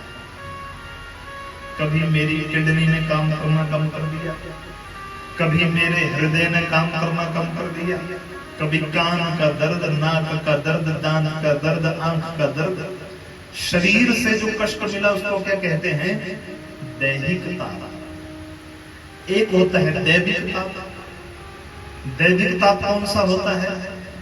जो देवी देवताओं के प्रकोप से हमें मिले उसको दैविक ताप कहते हैं। देख लो हमारे हिमाचल में देवी देवताओं का प्रकोप ही है, और क्या है? 5-5 मंजिल के मकान ऐसे उड़ गए कागज की खिलौने की तरह। इसे देवी देवताओं का प्रकोप ना कहो तो क्या कहोगे? कहीं बाढ़ आ गई, कहीं भूस्खलन हो गया, कहीं भूकंप आ गया, ये सब देवी देवताओं का प्रकोप से होता है, बिना देवी देवता के प्रकोप से नहीं होता। इसलिए दूसरा कष्ट जो देवी देवताओं के रुष्ट होने से हमें मिलता है उसको दैविक ताप कहते हैं। और तीसरा ताप जिसे भौतिक ताप कहते हैं, जो संसार के प्राणियों से या जीव जंतुओं से हमें जो दुख मिलता है उसको भौतिक ताप कहते हैं। भले ये जो तीनों प्रकार का दुख है ना, दैहिक, दैविक, भौतिक, इन तीनों ही प्रकार का दुख जो है सदा सर्वदा के लिए विनाश हो जाता है किस व्यक्ति का? जो नित्य प्रति भगवान को प्रणाम करता है, जो नित्य प्रति अपने से बड़े बुजुर्गों को, संत ब्राह्मणों को प्रणाम करता है। बोलो सच्चिदानंद भगवान की जय। ये प्रथम मंत्र में भगवान को प्रणाम किया गया। दूसरे मंत्र में श्री सुखदेव जी को प्रणाम किया गया। और तदुपरांत शौनक आदि 88,000 ऋषि मुनियों ने नैमिषारण्य तीर्थ पर बैठकर श्री सूत जी महाराज को व्यासासन के ऊपर बिठाकर उनसे कथा सुनना प्रारंभ की। नैमिषारण्य तीर्थ की स्थापना कैसे हुई थी? एक बार 88,000 ऋषि मुनि इकट्ठे हुए और सब ऋषियों ने सोचा कि हम 1,000 वर्ष तक चलने वाला सत्संग करना चाहते हैं। कितने साल तक चले? 1,000 वर्ष तक। अब सोचो 7 दिन की कथा करवानी हो तो कितना ताम झाम करना पड़ता है। अब ये तो ये जाने टेंट वाले को बुलाओ, फिर फलाने को बुलाओ, फिर उसको बुलाओ, फिर उसको बुलाओ। 7 दिन की कथा करवाने के लिए इतना ताम झाम करना पड़ता है। तो जहां 1,000 वर्ष तक चलने वाली कथा करवानी हो वहां कितना प्रबंध करना पड़ा होगा। सब ऋषियों ने कहा कि हम 1,000 वर्ष तक यज्ञ करना चाहते हैं, सत्संग करना चाहते हैं। तो ब्रह्मा जी के पास गए, महाराज कोई ऐसा स्थान बताओ जहां पर हम 1,000 वर्ष तक सत्संग का आयोजन कर पाए। ब्रह्मा जी ने चक्र का निर्माण किया, चक्र छोड़ा, बोले इसके पीछे पीछे चले जाओ, जहां जाकर ये चक्र विराम हो जाए वहीं पर अपना सत्संग प्रारंभ करना। ब्रह्मलोक से चक्कर चला और चलते चलते उत्तर प्रदेश के सीतापुर नामक जिले के अंतर्गत एक ऐसे जंगल के बीच में आकर ये विराम हुआ, जिस जंगल में आकर ये चक्कर विराम हुआ उस तीर्थ का नाम श्री नैमिषारण्य तीर्थ पड़ा। और श्री नैमिषारण्य धाम की, श्री नैमिषारण्य तीर्थ को चक्र तीर्थ भी कहते हैं। जो लोग वहां गए होंगे उन्होंने दर्शन किया होगा। श्री नैमिषारण्य तीर्थ पर सब ऋषियों ने सूत जी महाराज से प्रश्न किया। बोले महाराज हमें ऐसी कथा सुनाओ जिस कथा को सुनकर हमारा ज्ञान और वैराग्य और भक्ति जागृत हो, ज्ञान वैराग्य और भक्ति बढ़े। हमें महाराज ऐसी कथा सुनाओ जो कथा कलयुग के लोगों का कल्याण करने वाली हो। क्यों? क्योंकि जीवाश्चासुरताम बता, पहले जो कलयुग के लोग हैं महाराज ये असुर बनते जा रहे हैं, ये दैत्य बनते जा रहे हैं। एक समय था तो हमारे बड़े बुजुर्गों का समय था, हर चीज का एक टाइम था, टाइम टेबल फिक्स था। रात को 9 बजे सोना तो मतलब सोना। अब 9 से 10 हो सकते थे पर 10 से 11 नहीं। अपने बड़े बुजुर्ग 10 बजे तो मतलब सोना ही सोना। और उठना कितने बजे? कितने बजे उठते थे? 4 बजे। चलो 5 भी उठ सकते थे, 5 रख लेते हैं, कोई बात नहीं। 4 बजे 5 बजे। आजकल हमारे बच्चे कितने बजे सोते हैं और कितने बजे उठते हैं? उठने के तो बातें ही छोड़ो। अब कई तो बोले महाराज 8, 9, 9:30, 10 कोई टाइम नहीं है। एक पीछे हमें माता मिली, बोले हमारे यहाँ तो पंडित जी ऐसा सिस्टम है कि हमारे बच्चे की स्कूल बस आती है 8 बजे, तो इसने बोला है कि मेरे को 7:40 पर उठाना है। कितने बजे? 7:40। अब वो 7:40 पर उठता है और आंखें मलता ही बाथरूम में, और तुरंत गया, तुरंत नहा के आया और तुरंत भोजन करके ठीक 8 बजे बस पकड़ लेता है। सोचो, जो हमारे बड़े बुजुर्ग हमारे संत महात्माओं ने हमें आज्ञा करी कि सूर्योदय से पहले पहले उठ जाना चाहिए। 4 बजे 5 बजे उठो पर सूर्योदय से पहले पहले उठ जाना चाहिए। कलयुग का प्रभाव देखो। शौनकादि ऋषि कहते हैं महाराज ना तो उठने का समय, न सोने का समय, न खाने का समय, न खाने का पता, न पहनने का पता, न भक्ति का पता, न तपस्या का पता, न नाम जप का पता। मैं अक्सर कथाओं में कहता हूं बात बुरी लगे तो लगे और लगनी भी चाहिए, क्योंकि 7 दिनों में कोई मीठी मीठी बातें सुनाकर यदि कथा हो जाए तो आनंद थोड़ी आता है। मैं अक्सर कथा में निवेदन करता हूं कि गौ माता क्या खाती है? बोलो तो। घास खाती है। और शेर क्या खाता है? मांस। और गौ माता के सामने जरा मांस रख के देखना, वो खाएगी। और शेर के सामने 2 बोले घास के, क्योंकि वो जानते हैं ये मेरा आहार नहीं। बस मात्र इंसान ही एक ऐसा है जिसकी थाली में जो परोस दो वो सब गटागट करके खा जाता है। फिर वो भले किसी का मांस हो, भले किसी की हड्डी हो, भले फिर जो मर्जी हो। इसलिए शौनकादि ऋषि कहे महाराज जो कलयुग के लोग हैं वो नित्य प्रति आसुर बनते जा रहे हैं, उनका कल्याण कैसे होगा? बोले सुनो, तुमने बड़ा दिव्य प्रश्न किया और इस प्रश्न के उत्तर में क्या कहा? बोले इस प्रश्न के उत्तर में एक ही उत्तर है। श्रीमद् भागवत जी की कथा एक ऐसा दिव्य ग्रंथ जिस ग्रंथ की कथा श्रीमद् भागवतालापाः सातु गीतम शुकादिभिः, जो गीत शुकादि महात्माओं ने गाया वही गीत का गायन करके उसी कथा को सुनकर कलयुग के जीव के हृदय में पुनः भगवान की भक्ति जागृत हो जाती है और वो समझ जाता है कि मुझे क्या करना चाहिए और क्या नहीं करना चाहिए। ये कथा से ज्ञान होता है। ज्ञान का असर तो होता है, आज नहीं होगा 10 दिन बाद होगा, पर होगा जरूर। एक घर में मैं 2 साल पहले कथा करने गया था श्रीमद् भागवत जी की, और 2 साल के बाद गया श्रीमद् देवी भागवत जी की कथा करने, और मेरे को सच में पता नहीं था कि ये शराब पीते हैं। और कथा चल रही थी। अब कथा चले चले माता और हमारे यजमान को सामने से ही बिठाए होते हैं कि उनसे थोड़ा आई कांटेक्ट रहे। तो माता जी बैठी थी, तो माता जी से मैंने पूछा कि मां कोई तेरे मन में इच्छा है? बड़ी उदास रहती है, क्या मन में कोई चिंता है? चिंता तो है गुरु जी। क्या है की चिंता?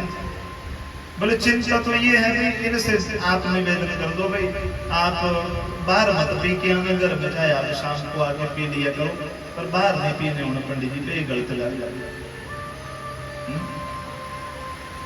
अब दूसरी बार मैं उनके घर में कथा करने गया था 2 साल के बाद, और मेरे को सच में पता नहीं था कि मैं सोचूं कि तो बड़े भले मानस आदमी हैं, इतनी कथाएं करवा दी हैं, तो इतना तो ज्ञान होना चाहिए क्या क्या ग्रहण करना है क्या नहीं करना है।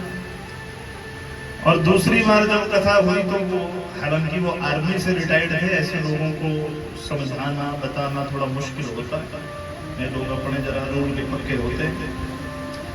और भरी सभा के बीच में मैंने कहा फौजी साहब से आपका मन क्या है? बोले गुरु जी आप कहो। मैं कि यदि आप एक सच्चे पुरुष हैं ना, तो सच्चा पुरुष वो होता है जो भरी सभा में कह दे कि हाँ आपने कहा और मैंने सदा के लिए शराब छोड़ दी। माता क्या अंदर क्या बाहर है? क्या बाहर भी क्या है कि अंदर भी, अंदर बाहर की बात नहीं करनी, यहाँ तो सीधा सफाया। काहे की कथा, क्या फायदा हुआ मेरा आपके घर में कथा करने? और भरी सभा के बीच में तकरीबन 1000-1200 लोग कथा सुन रहे होंगे, और भरी सभा के बीच में वो खड़े हुए, हाथ में संकल्प लिया जल में, और अर्घ्य लेकर कहा कि मैं क्या करवा दूं संकल्प? बोले हाँ जी करवा दो। पक्की बात? बोले 100%। और भरी सभा के बीच में संकल्प कर दिया, महाराज आज के बाद में शराब को हाथ नहीं लगाऊंगा। बोलो शिवान के बिहारी दास। ज्ञान का असर तो होता है, भले आज हो, भले 10 दिन बाद हो, भले 10 साल के बाद हो, पर होता जरूर है। एक व्यक्ति होता है जो कथा सुन के छोड़ देता है, एक तब छोड़ता है जब ऑपरेशन थिएटर में अंदर पू पू पू पू पू पू हो रही है चारों ओर। फिर डॉक्टर साहब बोलते हैं भी अगर 4 दिन बच्चा जीना चाहता है तो क्या करना पड़ेगा? जी सब छोड़ना पड़ेगा। हाँ हमारे सब छोड़ देंगे। क्यों? क्योंकि 4 दिन तो जीना है। तो उससे पहले ये नौबत आए, हमारे शास्त्र कहते हैं जीवन में सदा ये बात विचार करनी चाहिए कि हमें क्या करना चाहिए और क्या नहीं करना चाहिए।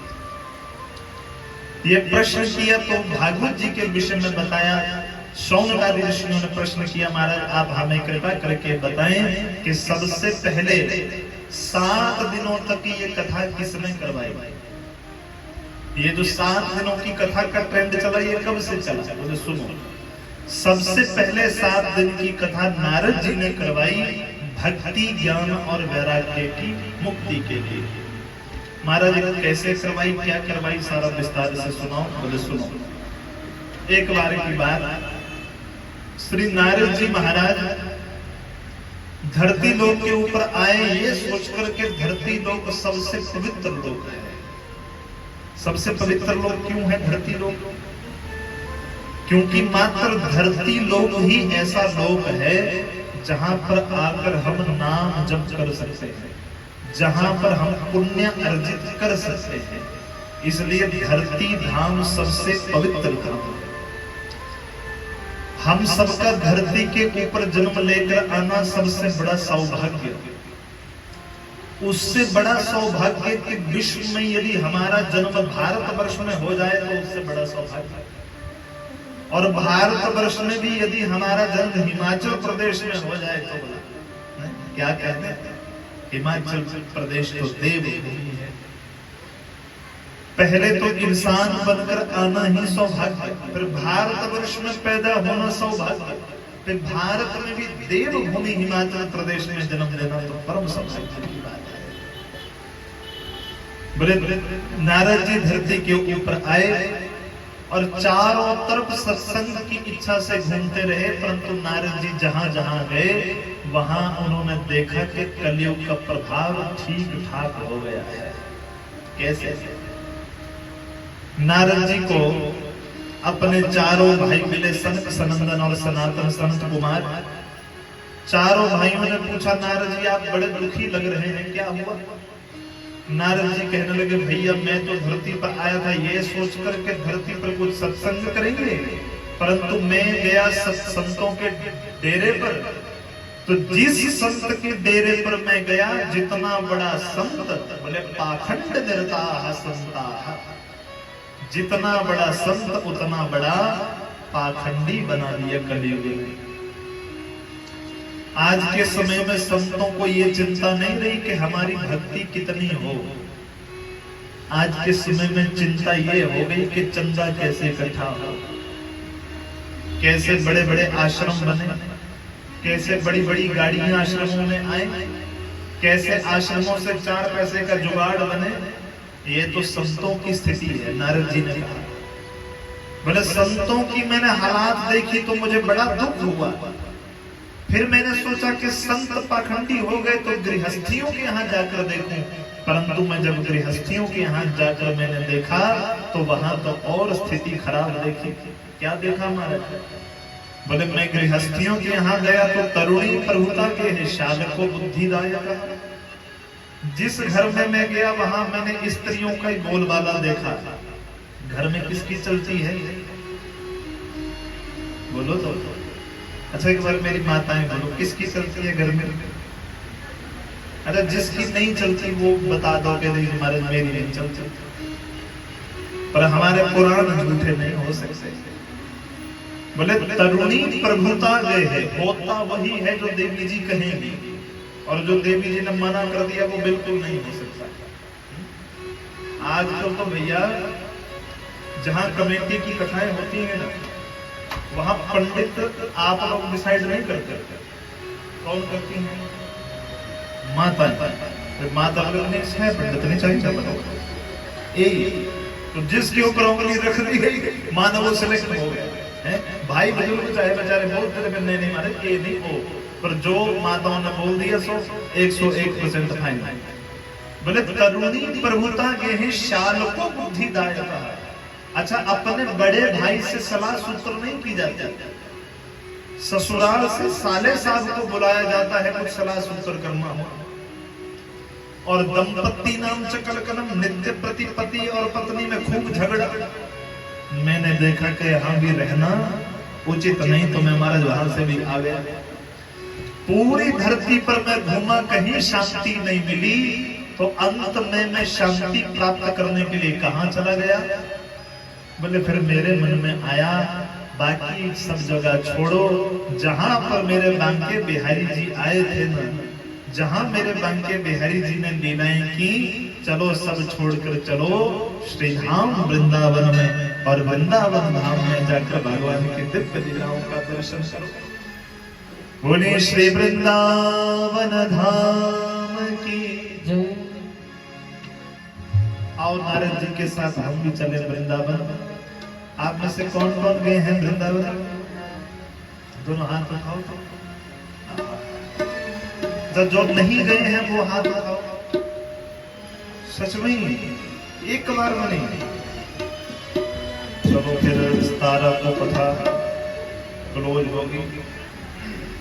18 को कोई बात नहीं, 18 को चलते हैं वृंदावन। बोलो वृंदावन धाम की जय। और हम लोग तो वैसे भी जा ही रहे थे, पर सोचा तो था कि इस कथा से पहले जाएंगे, तो ठाकुर जी की आज्ञा नहीं हुई।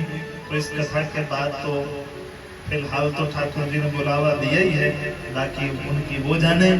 आओ तब तक मानसिक यात्रा से हम सब चले वृंदावन, और एक बड़ा ही सुंदर सा भाव हम सब मिलजुल के गए। अच्छा, मेरा विश्वास है इस भाव को जो सच्चे मन से गाए ना, मेरा प्रेम कहता है कि उसको मेरे बिहारी जी 1 वर्ष के भीतर वृंदावन जरूर बुलाते हैं।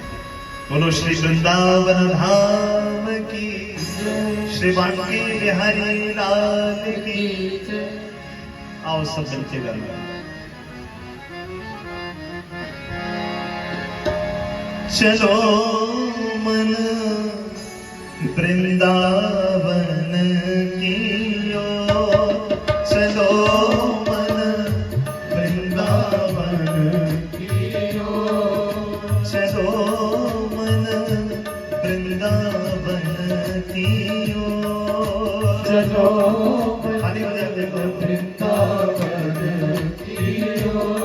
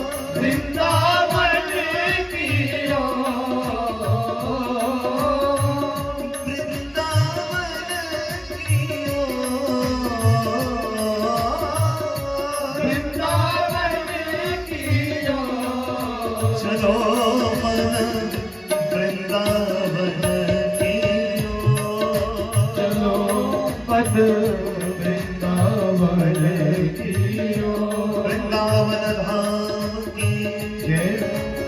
हाथ खोल के करो।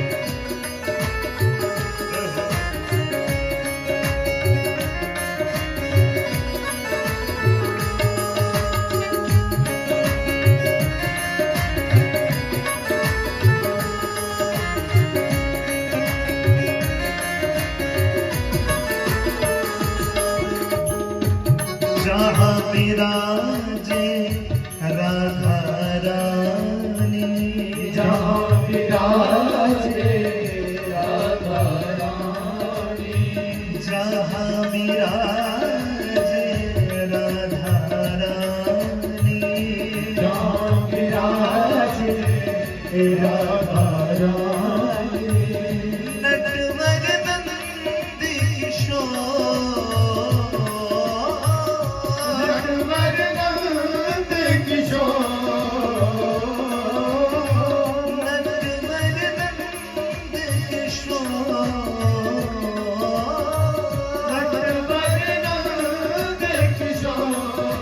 चलो मन वृंदावन की ओर, चलो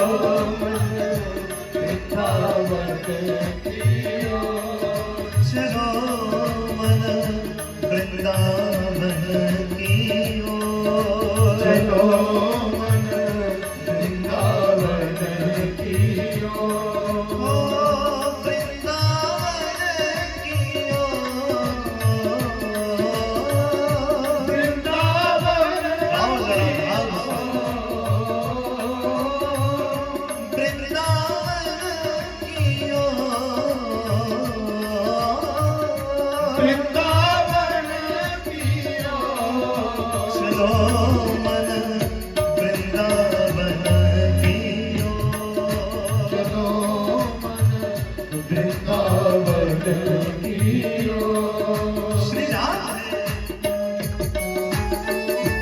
हरि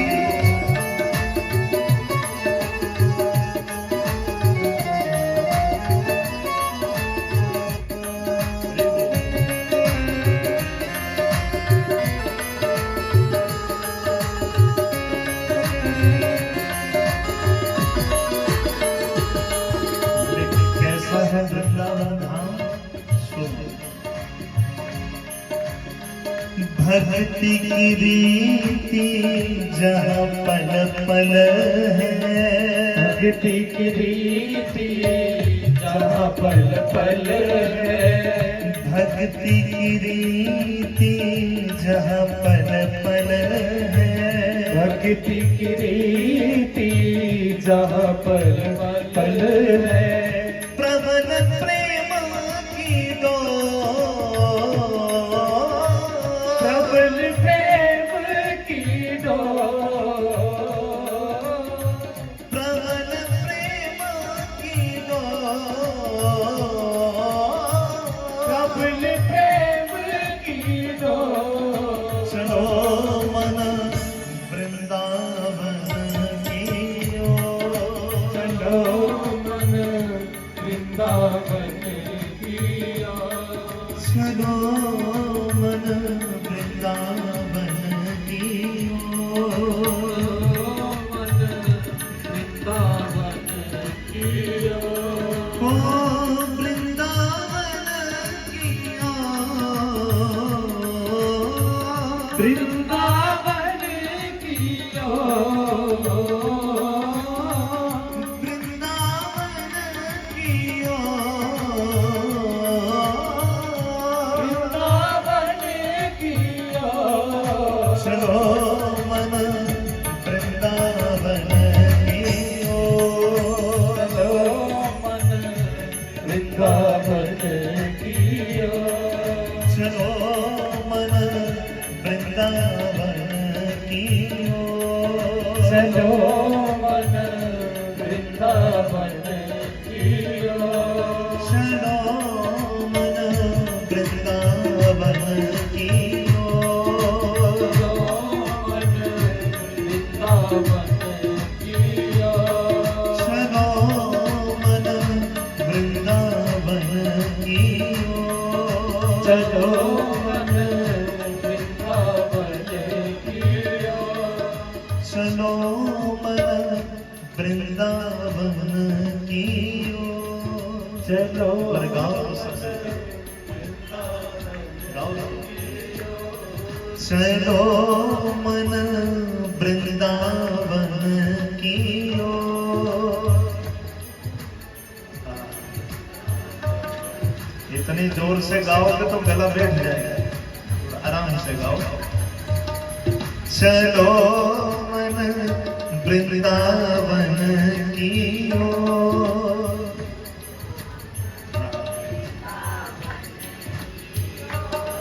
चलो मन वृंदावन की ओर। कोई बात नहीं, पहला दिन है, धीरे धीरे सब मिलके गाएंगे। बोलो श्री वृंदावन धाम की जय। और वृंदावन में कौन सा नाम पुकारा जाता है? जोर से बोलना पड़ेगा, एक बार फिर जोर से बोलिए। आओ जरा दोनों हाथ खोल के कहो, राधा श्री राधा श्री राधा श्री राधा। राधा श्री राधा श्री राधा श्री राधा। राधा राधा राधा।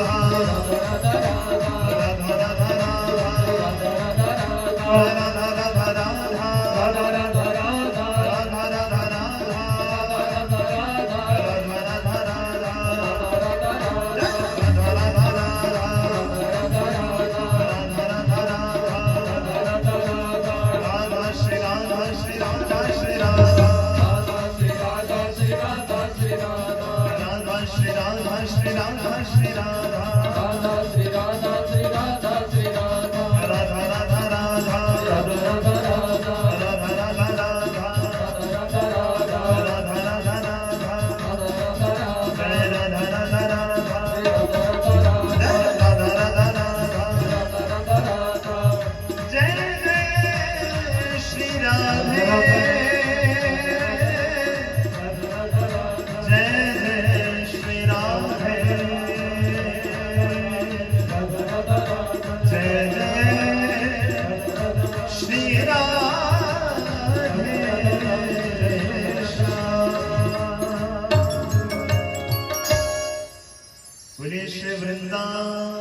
धाम की जय हो, श्री जुगल जोड़ी सरकार की जय हो। नारद जी कहे महाराज सब जगह जब मुझे शांति न मिली तो अंत में मैं चला गया कहां? वृंदावन। और ये सच्ची बात है, प्रेम अपना अपना।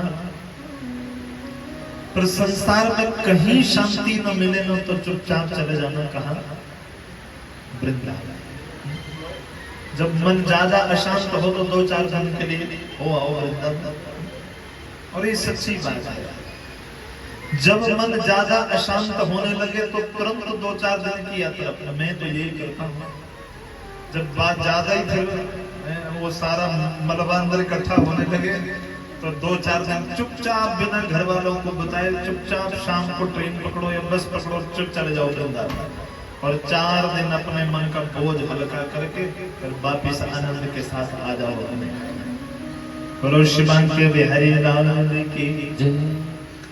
नारद जी गए, नारद जी ने कहा भैया वृंदावन में गया, मैंने वृंदावन में जाकर ठाकुर जी की सब लीलाओं का दर्शन किया। पर सब लीलाओं का दर्शन करके अंत में जब मैं यमुना जी के तट पर आया तो वहां पर मैंने एक बहुत बड़ा आश्चर्य देखा। क्या देखा हमारे? नारद जी कह रहे हैं सनकादि महात्माओं को, बोले जब मैं यमुना तट पर आया तो वहां पर मैंने एक देवी को रोते हुए देखा। ये देवी कौन थी? जोर से कहो, कौन थी? भक्ति। और भक्ति की गोदी में जो 2 बूढ़े व्यक्ति लेटे हुए थे वो कौन थे? बड़ी कृपा हुई, एक आध प्रश्न का उत्तर तो मिला। इसका मतलब आपने कथा सुनी है। वो कई बार हो जाता है ना, विस्मृति हो जाती है, मैं जानता हूं, पर सुनी आपने सबने है। जो देवी बिलाप हो रही थी वो कौन थी? भक्ति। और भक्ति की गोदी में 2 बूढ़े बुजुर्ग लोगों के सिर रखे थे और उनको देखकर भक्ति जोर जोर से रो रही थी। नारद जी ने कहा उस देवी को देखकर मैंने सोचा कि मैं पूछूं देवी तू क्यों रो रही है, तेरे दुख का कारण क्या है? तो मैंने जाकर देखा कि जहां वो देवी बैठी थी उस देवी के चारों ओर कुछ और सखियां उस देवी को चमर झुला रही थी। मैंने सोचा मैं चला तो जाऊं और जाकर मैं पूछने लगूं कि देवी तुम क्यों रो रही है? और देवी कहे कि हम सब स्त्रियों की अपनी बात है, तुम काहे को बूढ़े बाबा बीच में घुसे चले आ रहे हो? तो मैंने सोचा स्त्रियों की महफिल है, बिना पूछे नहीं जाना चाहिए, इसलिए मैं आधे मार्ग तक गया और वापिस मुड़ के आ गया। परंतु जब मैं वापिस हटने लगा तो वो ये देवी ने जब मुझे देखा कि नारद जी आए और चले गए तो ये तुरंत देवी उठी और आकर मेरे चरणों में आकर गिर गई। ये देवी आकर कहने लगी महाराज कहां जा रहे हो? भो भो साधो क्षणं तिष्ठ मद चित्तामपि नाशय दर्शनं तव लोकस्य सर्वथा घहरं परम। तुरंत देवी आई मेरे चरण पकड़ लिए, महाराज कहां जा रहे हो? भोगो साधो क्षणं तिष्ठ, अरे कुछ देर के लिए रुको महाराज, मेरे दुख को दूर करके जाओ, ऐसे तो ना जाओ। नारद जी ने पूछा देवी कौन हो? काशी तुम काबी हो, तुम कौन हो? ये 2 कौन है? देवी ने कहा महाराज मेरा नाम भक्ति है और ये दोनों बूढ़े बुजुर्ग कोई और नहीं, ये दोनों मेरे पुत्र ज्ञान और वैराग्य है।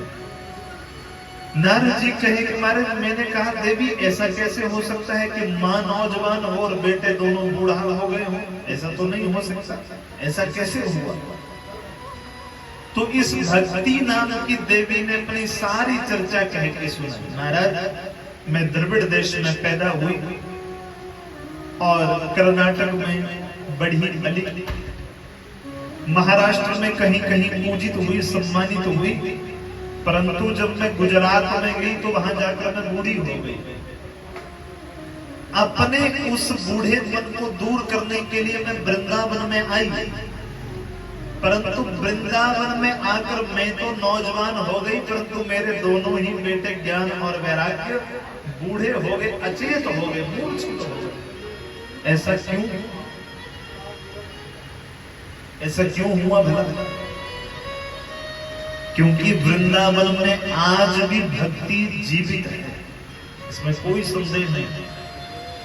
आपने कभी जीवन में नाम नहीं लिया होगा, यदि आप एक बार वृंदावन पहुंच गए ना तो अपने आप ही जप होना शुरू हो जाता है। भक्ति आज भी जीवित है, परंतु कमी है तो किस चीज की? ज्ञान और वैराग्य की। आपको मैं सीधा एग्जांपल देता हूं, उदाहरण देता हूं, सुनो। आप वृंदावन में जाते हो, ऑटो वाले को हाथ मारो तो वो क्या कहता है? राधे राधे ना।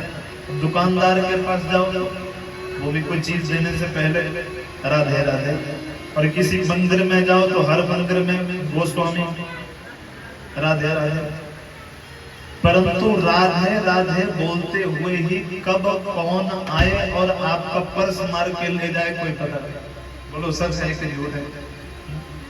सच्ची बात है ना। वृंदावन में भक्ति जागृत है, कोई संदेह नहीं। कमी ज्ञान और वैराग्य की है। वृंदावन में नहीं, हमारे में भी। वृंदावन में हम सबकी देह है, हम सबके अंदर भक्ति तो जीवित है, पर कमी किस चीज की है? ज्ञान और वैराग्य की। भक्ति माताओं आप सब करती हैं, सब मेरे भाई बुजुर्ग करते हैं। आप यदि सुबह उठकर 10 लोगों को राम राम जी बोल रहे हो, राधे राधे बोल रहे हो, जय श्री कृष्णा बोल रहे हो, तो ये भी तो भक्ति है, इसको भी तो भक्ति बोलते हैं। परंतु जो व्यक्ति मुख में राम नाम बोल रहा है, कृष्णा कृष्णा बोल रहा है, राधे राधे बोल रहा है, कोई गारंटी नहीं कि वो अंदर से भी वैसा ही हो जैसा वो बाहर से दिख रहा है। इसलिए भक्ति तो हम सब करते हैं, कमी है सिर्फ तो ज्ञान और वैराग्य की।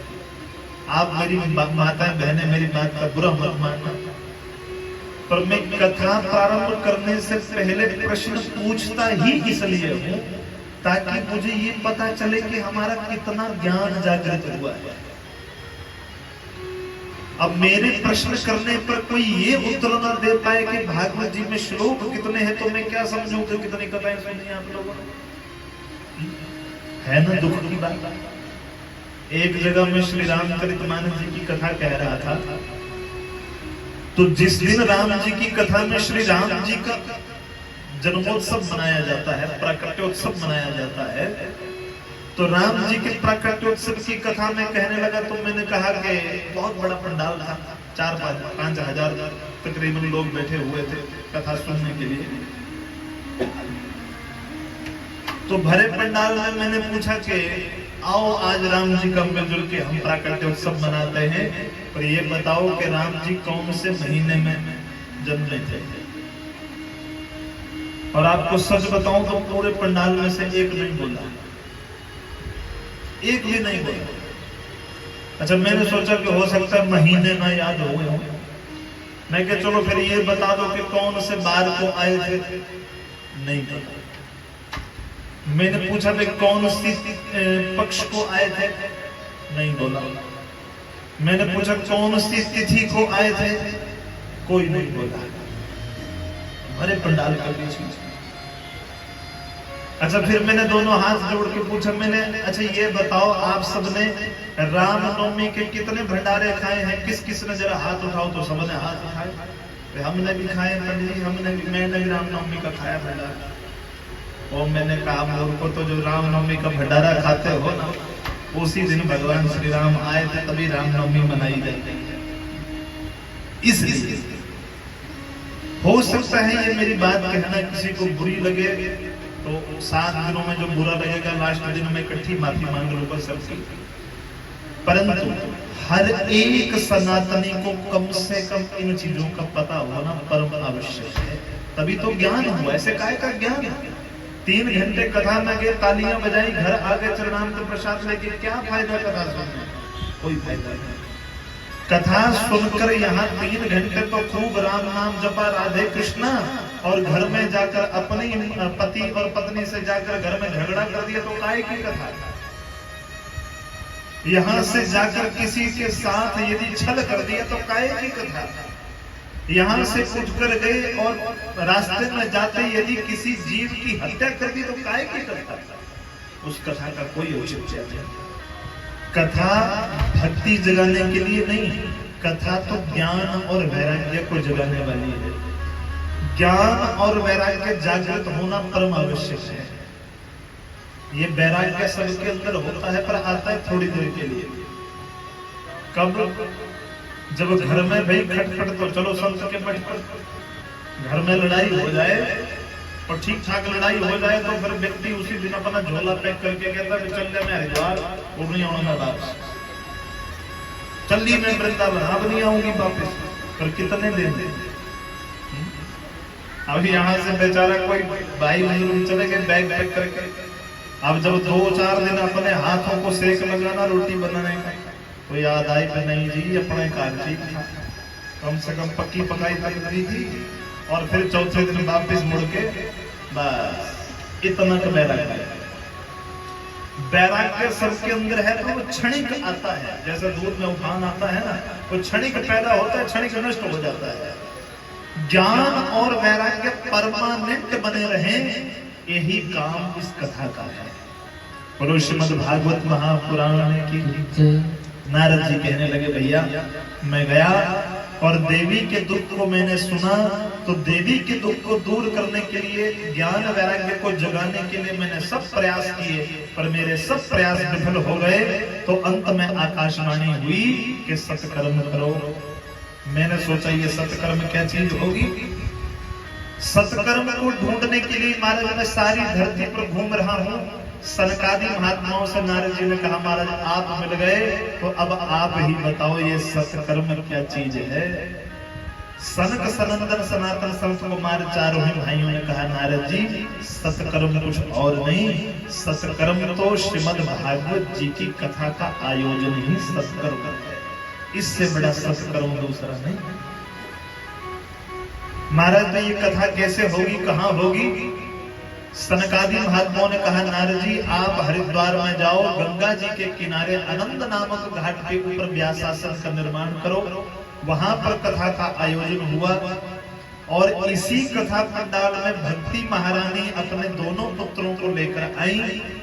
इसी पंडाल में सब संत महात्मा ऋषिगण मुनिगण सिद्ध गंधर्व मनुष्य सबने आकर भगवान की कथा को सुना, और इस कथा के प्रभाव से 7 दिनों की कथा सुनकर जो ज्ञान और वैराग्य अचेत पड़े थे, जो भक्ति लेकर आई थी ज्ञान वैराग्य को कथा पंडाल में, तो ज्ञान वैराग्य कैसे थे?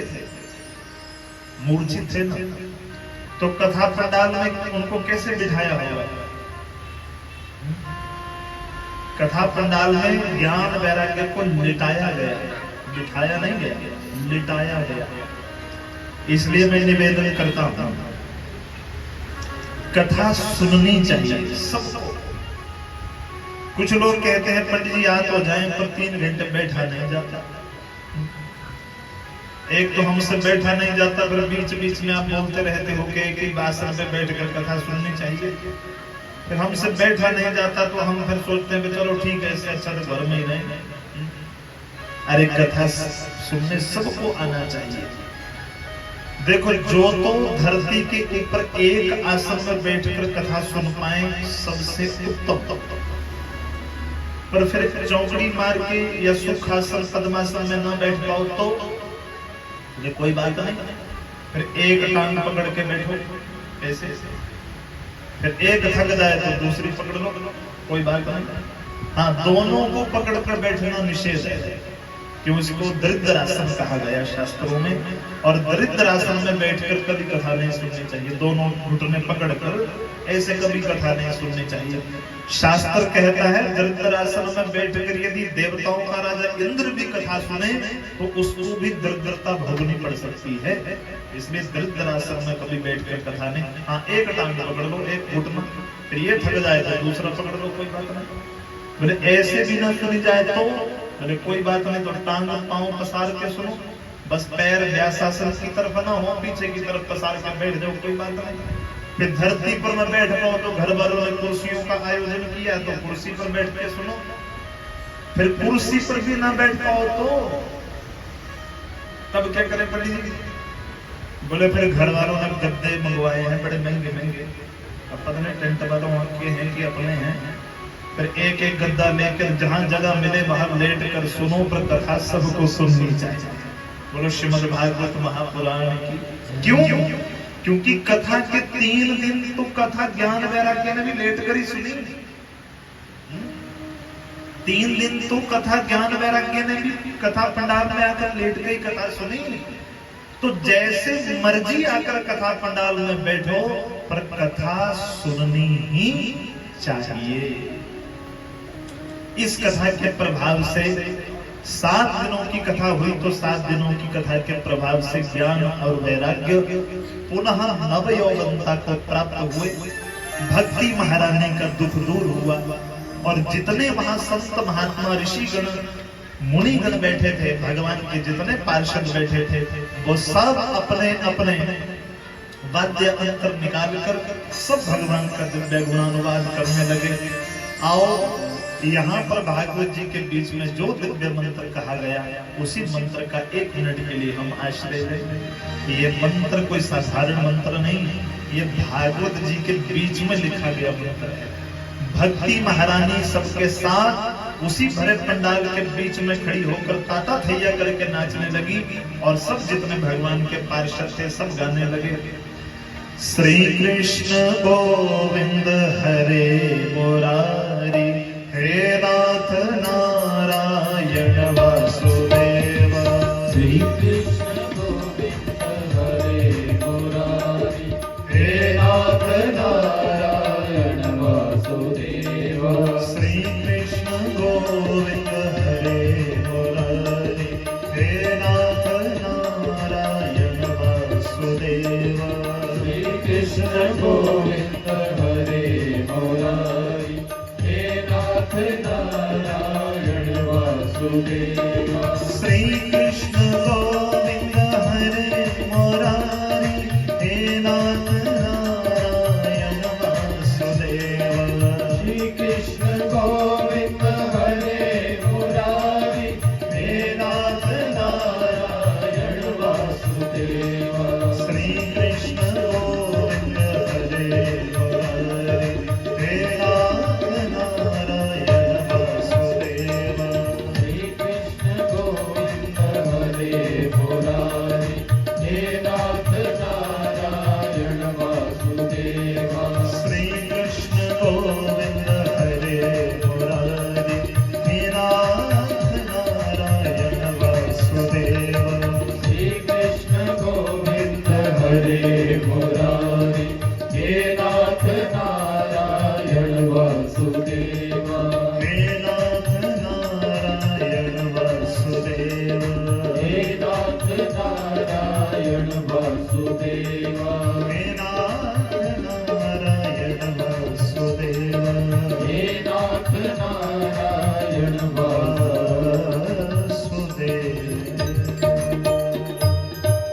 बोले श्री भक्तवत्सल भगवान की जय, श्री सच्चिदानंद भगवान की जय।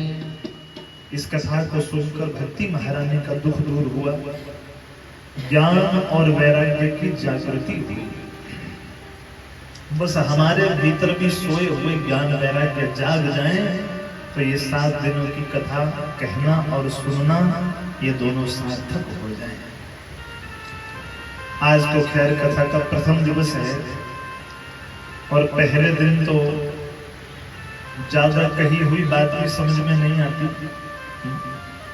पहले दिन तो कुछ आप हमें समझ रहे होते हैं, कुछ हम आपको समझ रहे होते हैं।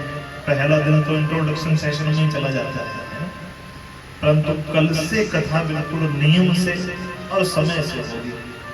कथा का समय 12 से 3 है, 12 से 3 कथा का समय है। 12 बजे से लेकर 3 बजे तक भगवान की कथा नित्य प्रति हुआ करेगी। तो 12 बजे यदि कथा प्रारंभ हो तो आप लोग कितने बजे आएंगे? बोलो तो 12:30? ना 12:30 नहीं। अच्छा 11:30 भी छोड़ो, मैं नहीं कहता कि घर में आजकल काम भी बहुत है, कईयों के घर में पशु इत्यादि भी हैं। अगर आप 11:30 न भी आ पाए तो कम से कम 11:15 तो अवश्य आ जाए। 11:30 न भी आ पाए तो कोई बात नहीं, 11:15 बजे आप ठीक यहाँ पंडाल में पहुंच जाएं।